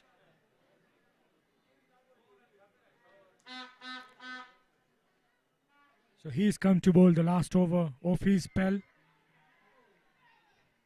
He's bowling really well. You know, everyone's eyes are on Dhruv Maurya, but on the other end, Absolutely, absolutely. He may have not picked up any wickets, but he's definitely helped the Mafuko Mavericks maintain their score and make the chase very difficult. That's another good dot ball there, building up the pressure. Shah on the other end must be feeling the pressure as well. It's bowled before the crease line. Just a single picked up there, and you must be thinking now, what is Ndovus thinking about? They're 14 overs almost in. They're at 92 and they require 88 runs in 37 balls. The task is getting more closer to impossible than achievable. Yes, O is on strike now. As usual, taking it around for a single off his hips. And will retain strike. This is a sign of a good batsman. He knows what he's doing there. He wants to keep the strike now. Sam Goche does wrap up his 4 overs for the Mafuko Mavericks. No wickets there, but 15 runs only that he has given away in his 4 overs. That is also great bowling performance there from the Spin Twins, as you mentioned, Rikesh. Yes. The captain must be happy with the Spin Twins.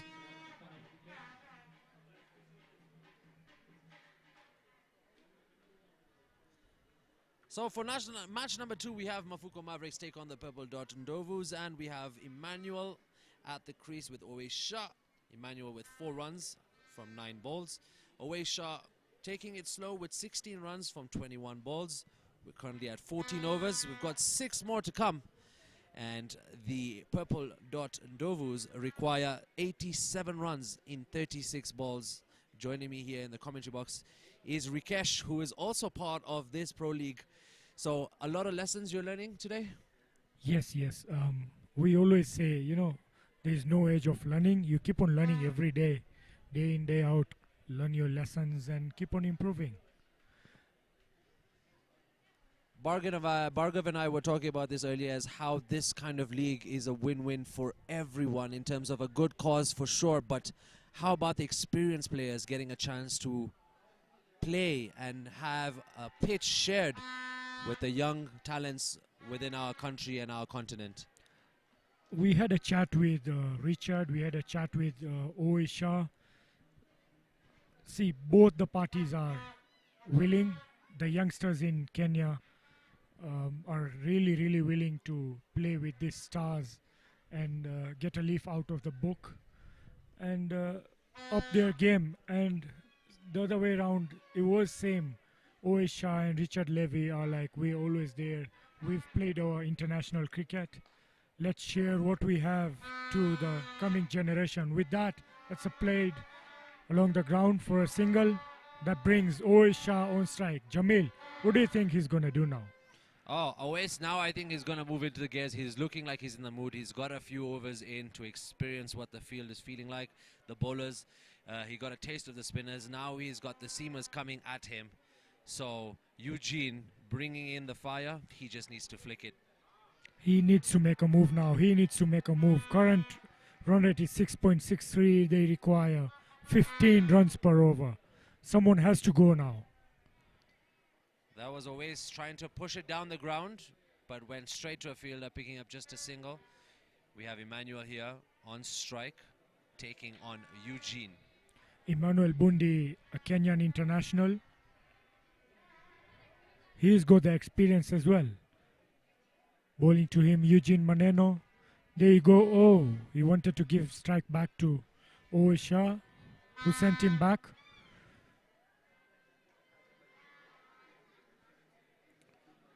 These dot balls, Jamil, are going to hurt Purple Dot Ndovus. The 15 required run rate has moved up to 15.75. And I also do feel that what's also pinching them is the extras that they left in the previous innings, you know. The extra runs that cost them. And there's a free wicket. Chance of... Oh, why did the bowler leave that? There was a clear chance of a run out there. He thought he was going straight for the wickets and he assumed it was a direct hit. These are the basics. These are the basics. Probably this was the last partnership. They would have got that wicket. They would have wrapped it up. Absolutely. That was a huge opportunity for Mafuko to wrap up this game. Look at that field. He just gave it to him. He left the ball. A clear chance of a run out there. Missed out. There you go, Ois Shah. It's up in the air. It's a huge maximum. It's a 6. He swivels and throws it out of the ground. I think the lights came on. The firecrackers are out. Game on. Welcome Oasis Shah to Kenya. He knows it's the right time. 5 more overs to go. He is saying, this is my den now. That brings up 100 also for the Purple Dot Ndovus. It's 103 for the loss of 5 after 15. 77 runs required in 30 balls. Ois Shah, always known to perform under pressure. He's now feeling it's time for him to perform. I mean, how was it, Rikesh, with this view of that shot and how he twisted his body all around to get a maximum? It's called the Nataraj shot. You know, 1 foot up and swivel and throw the ball off your hips to out of the boundary. The Nataraj shot. Well, if you didn't experience that live, make sure you're following Swaminarayan Pro20 on YouTube. Subscribe, like, and watch every action live as we bring you the commentary right here from the box of Shree Cutch Patel Samaj. It's Jamil and Rikesh right now bringing you match number 2. Jamil, I would even like to tell them, don't just watch it from home. Get yourself here at Shree Cutch Patel Samaj ground and experience what you've never done in Kenya. I've already said, you're here at the Shree Cutch Patel International Cricket Stadium. There you go. Look at the lights. Look at the lights. Look at the atmosphere here. Absolutely. It's almost like stuff you see on the TV. And if you don't believe us, make your way here to Nairobi West. We'll be here till the 12th of November every day. And these games here being played are high-octane games. Expect nothing but full enjoyment here. You know, Rikesh, I was even discussing how we've been to so many tournaments here at the Shree Cutch Patel Samaj, and most of them are 10 overs, fun cricket. This takes it a notch level higher only because we want to showcase the talent that we have here. Yes, we are partnering with Cricket Kenya, the Nairobi Provincial Cricket Association, and with their auspices we have this tournament running, and this will help the Kenyan national team. Their T20 qualifiers coming up for the World Cup. So after this World Cup, there'll be another World Cup, and we hope Kenyan players benefit from such tournaments, and we get back to our glory days. And this particular league is definitely going to help a lot of lives, Rikesh. Can you True. share a little bit more about that as well? True. Whatever proceeds we get from this tournament will go to 200 specialty operations. There are lots of people out there who cannot afford good health care, and there is a team of experts who are looking for such and making sure we can accommodate up to 200 free operations. And such operations will change people's lives. You can find someone having a problem with their legs, cannot go to work. So with such a cause, we'll end up having him operated and he'll start working. He'll start sufficing for his family. And you know, things will be easier for everyone. So whatever we can. Whoa, what a shot. What a shot. That is a flat Owais six. Shah with another maximum, and this is why we are here to experience this electrifying cricket right here in Nairobi. It's all about the shots, the hits, and the good cause that we're here for, the Swaminarayan Pro20. Yes. Look at Owais Shah. Look at his shape when he's hitting the shot. That's played up on the in left the air. side. That's a sign of a good cricketer. He's come back for two. Oh, those And old he does legs. pick up the two. Those old legs. But that, Jamil, I tell you, is a sign of a good cricketer. You hit a ball for a six. The next ball you played along the ground for a single or double. And you keep on playing. They know the required rate is now moving up. It's to 16.50. But Owais Shah on the crease, starting to get into his zone. Absolutely. I think you have definitely proven it right that staying between the sticks and on the wicket is where you can make a difference and not in the dressing room. So calm and collected, take your time, pace yourself. The more you stay on the wicket, the more you score. It's still a huge task, Rikesh, requiring 66 runs of 24 balls. This one is close to mission impossible, but as you know, the game of cricket, I don't need to remind you how it's possible. Yes, you never say it's over till it's over. Jenny Kumar coming in to bowl. He's bowling to Emmanuel Bundi. That's played along the ground. Just Picked a up by- single. yeah, picked up by the fielder. The main thing is he's brought the main man on strike, Owais Shah. The cow corner is vacant. There you go, the captain sending a fielder down there. That's Owais' favorite shot. It's the go-to shot. He can clear that boundary easily. If he connects, Jamil, I tell you, these boundaries are short for Owais Shah. I think I've just been watching Owais look around, be alert. Look at him move. Look at him move. That's a slow wicket. So Owais bringing in all his experience, moving around in the crease, trying to make sure the bowler is not in his zone. He left the wickets right behind him, Rikesh. Yes, he wanted the bowler to bowl to his zone. It was just a matter of connecting the ball to the bat and he would have got a boundary. But the slowness of the wicket.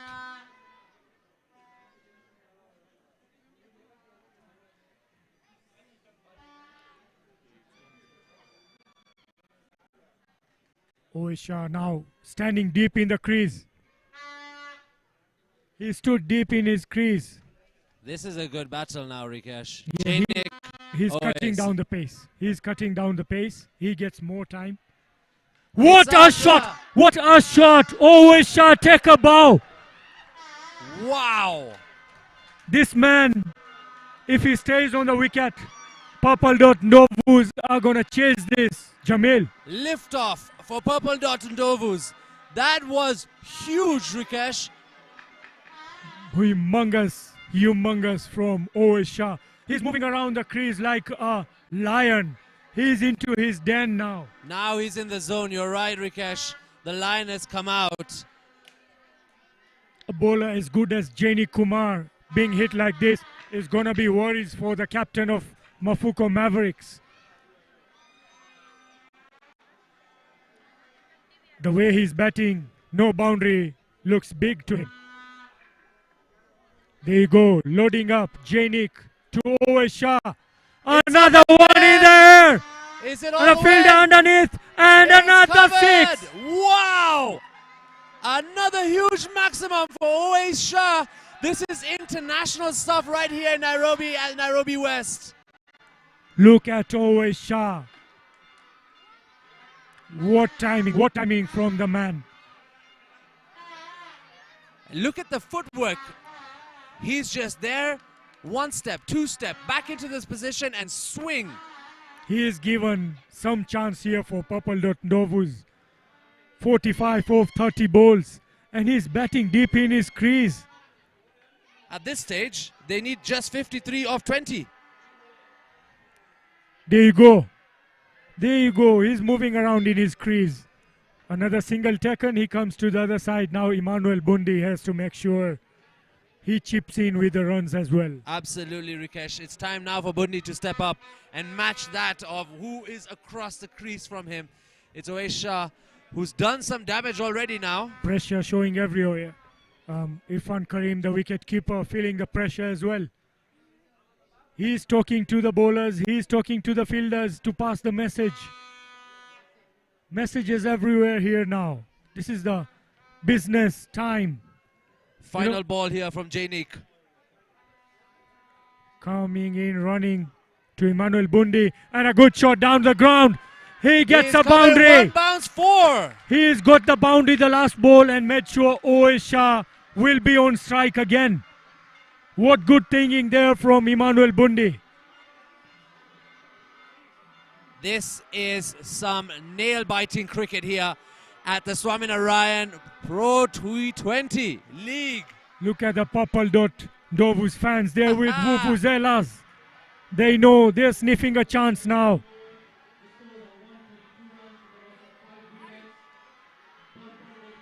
Owe Shah has made the move here. Owe Shah making sure they're still in the game. In the last 3 overs, a run rate of 16 runs is not something they cannot get. I think it's a huge ask. It's a tough task. But nowadays, Jamil, I tell you, T20 cricket, these batsmen know they get a big over, they'll be okay. So out of the 3 overs, if they get a 20-run over, it'll become so easy for them. Dhiren now needs to make sure things are tight in his field. He's under pressure. They're bringing in the pace bowlers. The bad thing for Dhiren is both his match-winning spinners have finished their spell. Rikesh, on that note, are we going to see our first international make a half-century in this Swaminarayan Pro20 League? He's got the chance. Always has got the chance. Look at where he's standing. There you go. What a shot. This man is toying around with the bowling now.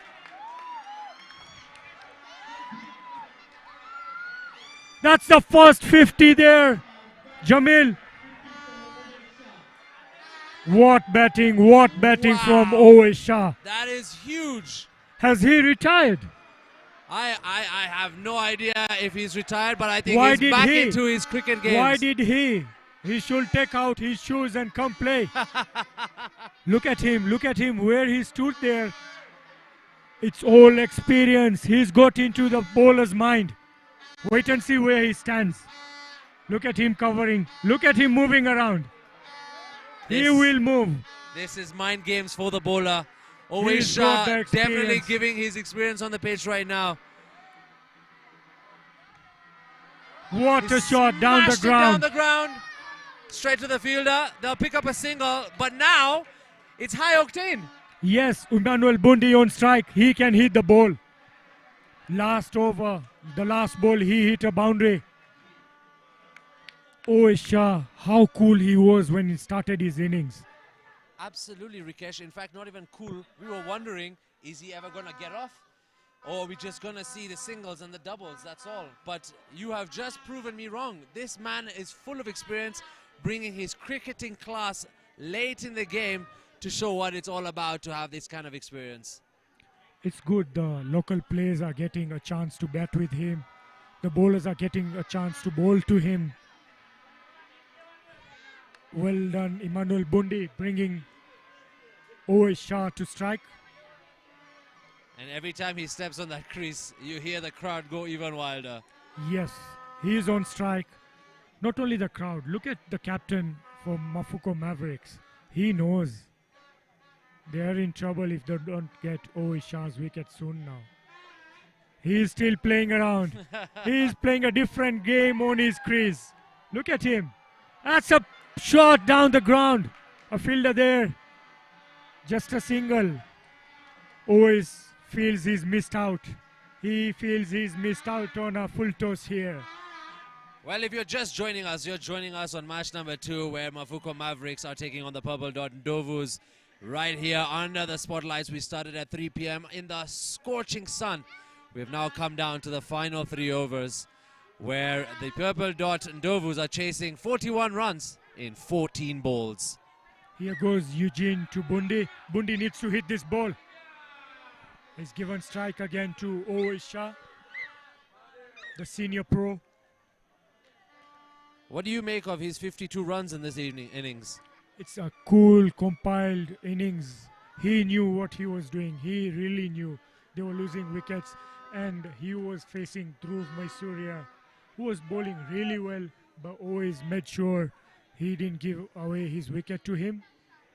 These are the signs of a good batsman. See off the good bowlers and capitalize on whatever wrong you get. What a shot again down the ground. Down the ground. And it's flat. Down. Let's see what the umpire say. It's a boundary. It's a 4. Textbook shot there from Oace. How about that for the movement of his arms, his wrists, and the movement of the bat as well? He was gearing up for the shot. This man looks really, really fresh from international cricket, even though he's retired long time back. You know, once a cricketer, always a cricketer. These shots were natural to him. They're still there in his books. The last 2 overs, Jamil, I told you, 20 run over and it'll be easy for them. 12 balls, 36 runs. Take away 20 in this over. You just need 16. Gill has had a mix of a game this innings. He's done well with the bat for Mafuko Mavericks. And he's coming in to bowl his final over for Mafuko Mavericks. He was costly in the start.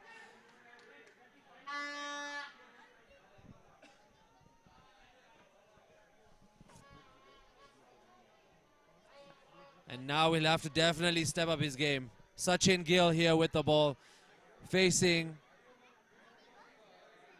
Emmanuel. So the last 12 balls of this innings.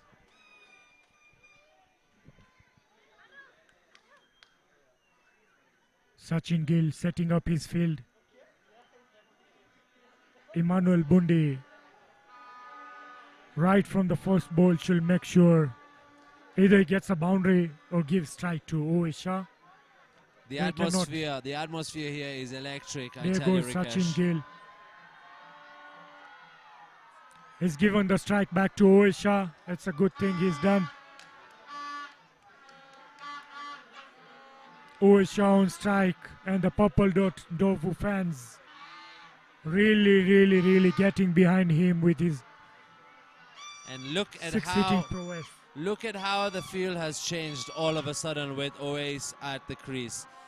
Yes, the captain. Levy, the captain, and the bowler all in one conference there, and one thing on their mind. A wicket, no runs. That's all they need right now. Owe Shah moving around in the crease like a lion wanting to pounce. And I love the way he just keeps on studying the field, Rikesh. Right to left, looking all around. He's hit the ball in every corner of this park. It's just this commentary box now that he has to hit it into. Let's see if he can do that. Here goes Sachin Gill. It's a dot ball. That's a dot ball, a good dot ball from Sachin Gill. 35 runs in 10 balls. The purple dot Ndovus have left it on Oesha. It's a task, it's a humongous task. Round 2. Is played on the offside. It's gone. They get the 2 run. Oh! Oesha just made it. A good throw would have put Oesha into troubles. Well fielded there by the young man on the boundary, saving 2 runs for his team. Sachin Gill still with the ball to create trouble for Oesha. Will he do it though? That's a full toss. It's up in the air, it's all the way. And it's a misfield for a 6. That is the maximum. Oesha asking the umpires on a height. No ball. Not given. He's not happy. He's not happy. Even though he got the 6, he felt he was way above his waistline. With that 6, they require 27 runs in 8 balls. Jamil. Here comes Gill. I only want to see what happens next. That's the first time I've seen Oesha swing and miss. Swing and miss. It's the pressure. It's the pressure of runs. He threw his bat to that. He lost his shape. Otherwise, he's been batting so well. But it's just the pressure of runs. Oesha loading up. Sachin Gill loading up. We are going to see something this ball. Another swing and a miss. So pressure taking toll on Oesha as well. So the last 6 balls of this match, purple dot Ndovus require 27 runs. And Mafuko Mavericks have taken 5 wickets, Look putting at a the score fans. Look at the 153. fans enjoying. The fans enjoying the action. They know they're witnessing a cracker of a game here. Mafuko Mavericks taking on purple dot Ndovus.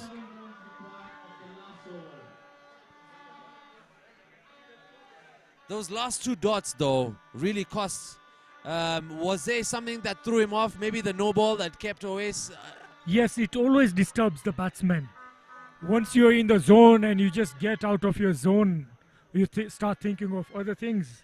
You just lose it a bit. And he lost it there. He missed out on 2 good balls. Absolutely, and I think that definitely made a huge difference because some boundaries from either of those 2 balls would have changed the game now. Yeah, instead of a 27, it'll have been a 22 or a 21. Absolutely, but now we are having our last over with Jainik. Emmanuel Bundi, a misfield there. Chance for Oesha to get on strike. I think Oesha should play all the balls here. Whatever the situation, he's the only guy to make sure they go across the boundary. Absolutely, I think if there's anyone capable of now doing some magic and creating a miracle in this match, it's that man right there in the number 3 jersey for purple dot Ndovus. There you go. He's moving around his crease. Look at him. Look at him. Is that a white ball? No. A good dot ball here. Oesha puzzled. He's puzzled. He's now feeling it. 26 or 4 balls. He's now feeling it. A shake of the head from Oesha. What a game we are having here. Every time he misses, you hear Mafuko. Every time he hits, you hear Ndovus. The Ndovus. That's played along the ground. He didn't want to run, but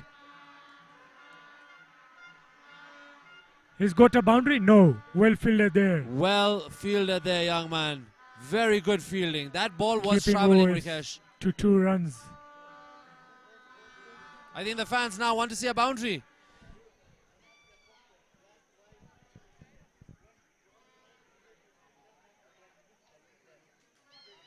We have Jainik coming in with his last 3 balls. 24 runs required.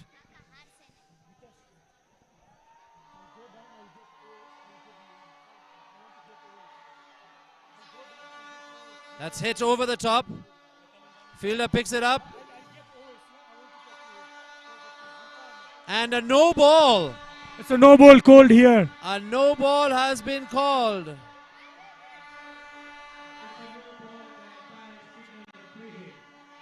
But the only problem is Oesha is off strike. Yes, and he was upset that he didn't make the second run.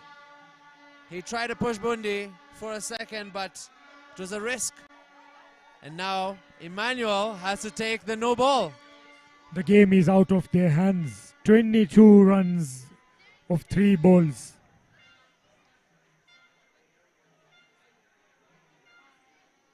Oesha, what do you say of his batting today? That's a good dot ball. I think that's the game for Mafuko Mavericks. Yep, that should be the game for Mafuko Mavericks, but good fight. I think Oesha brought out some surprises for the Purple Dot Ndovus, giving them hope again, giving them a chance to think that this is a chance for them to make the 180 score mark. But in the game of cricket, you don't have anything guaranteed. Yes, Jainik running in to bowl. Another shot.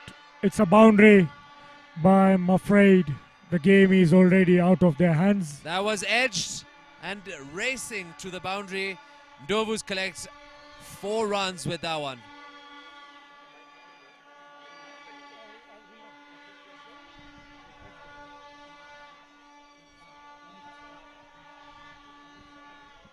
And now we come down to the final ball. Thank you so much, Rikesh, for joining us in the commentary box. Bhargav has been enjoying it firsthand on the ground. Welcome back, Bhargav. Oh, Jamil, what an exciting match this has been. Swung Purple Ndovus' way, but then now it is all Mavericks. It's up in the air. Final ball. Fielder under it. And a pick. And it's out. And it is the man in form who has picked it. Dhiren picking that last wicket, catching it very easily. And Mafuko Mavericks win by a big margin here. 18 runs were the needed runs for them to win, and they picked it up with the 6th wicket. So Mafuko Mavericks won by 17 runs, beating Purple Dot Ndovus in match number 2 of the Swaminarayan Pro T20 League. In commentary box right now is Jamil and Bhargav from Radio 44. And Bhargav, are we in for a treat tonight? Oh, we are, because the next game is also going to be a game full of fun. It is the Playmaster Warriors versus Mombasa Cement Giants. The toss is coming up in a bit, but I want to know from you, Jamil, who do you think is going to be the man of the match for tonight? For today, it's definitely the youngster from Botswana. ICC has his eyes on him. We had our eyes on him. 4 wickets in his first game, 17 runs given away only. And in 4 overs, this boy has created magic, taking key batsmen from the Ndovus. It's none other than Dhruv. That is right. That is right. For me as well, I think it has to be Dhruv who takes the Man of the Match award. You could hear the fans going berserk out here. It is intense, but keep it locked, because the next match is about to start in a bit. Man of the Match going to be announced in a bit, and let's go to the ground. Rikesh has Owais Shah with him. Let's hear it from Rikesh.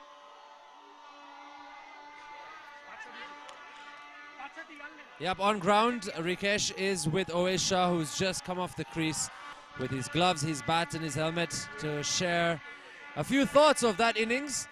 But on this side, you'll also see the Mafuko Mavericks and the Purple Dot Ndovus congratulate one another in the spirit of the game and fair sportsmanship. Congratulating one another, shaking hands, and appreciating this crack of a match that we got to watch right here in Nairobi West. Well, from the commentary box, we'll be catching up with you in just a bit.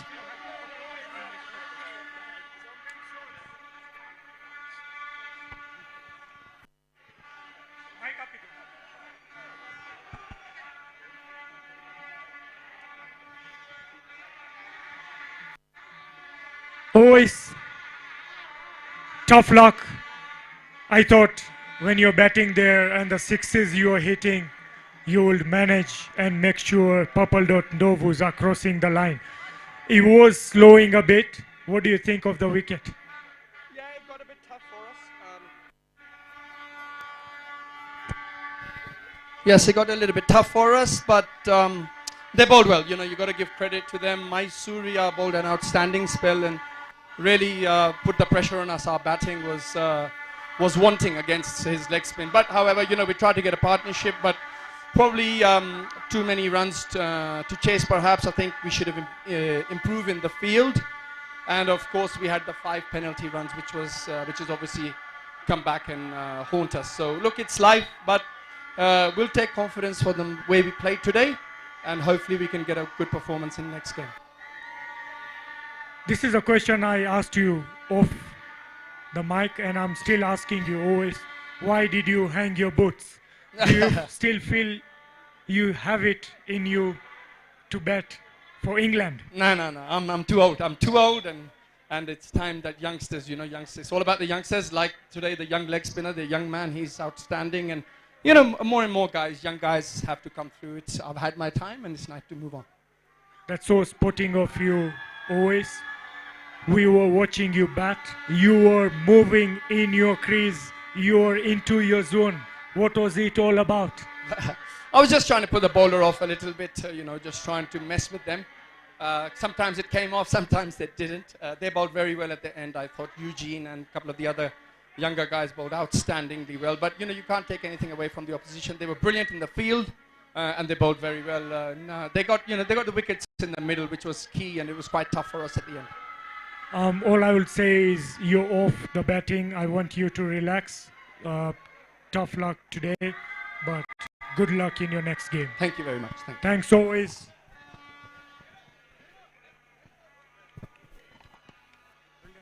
Thank you. Talk of another star performer of tonight's game. Dhruv, first of all, welcome to Kenya. I've been told you've come off a very good tournament. How does it feel to perform at a very good stage here? You've picked up very crucial wickets. First of all, I would just like to thank the organizers and the crowd. There was a good support, and yeah, it was a good show. It was a good game, and the pitch was a bit flat, but what I knew, I just had to bowl and let the ball do the talking. Let ball do the talking. You are really making it spin your way. What is from here now? I think this is also a good preparation for myself as I'm heading to our next tournament after this, which is the qualifiers for the World Cup. So yeah, that's a good preparation for myself. Brilliant. Once again, congratulations and keep up with the good performances. Thank you so much.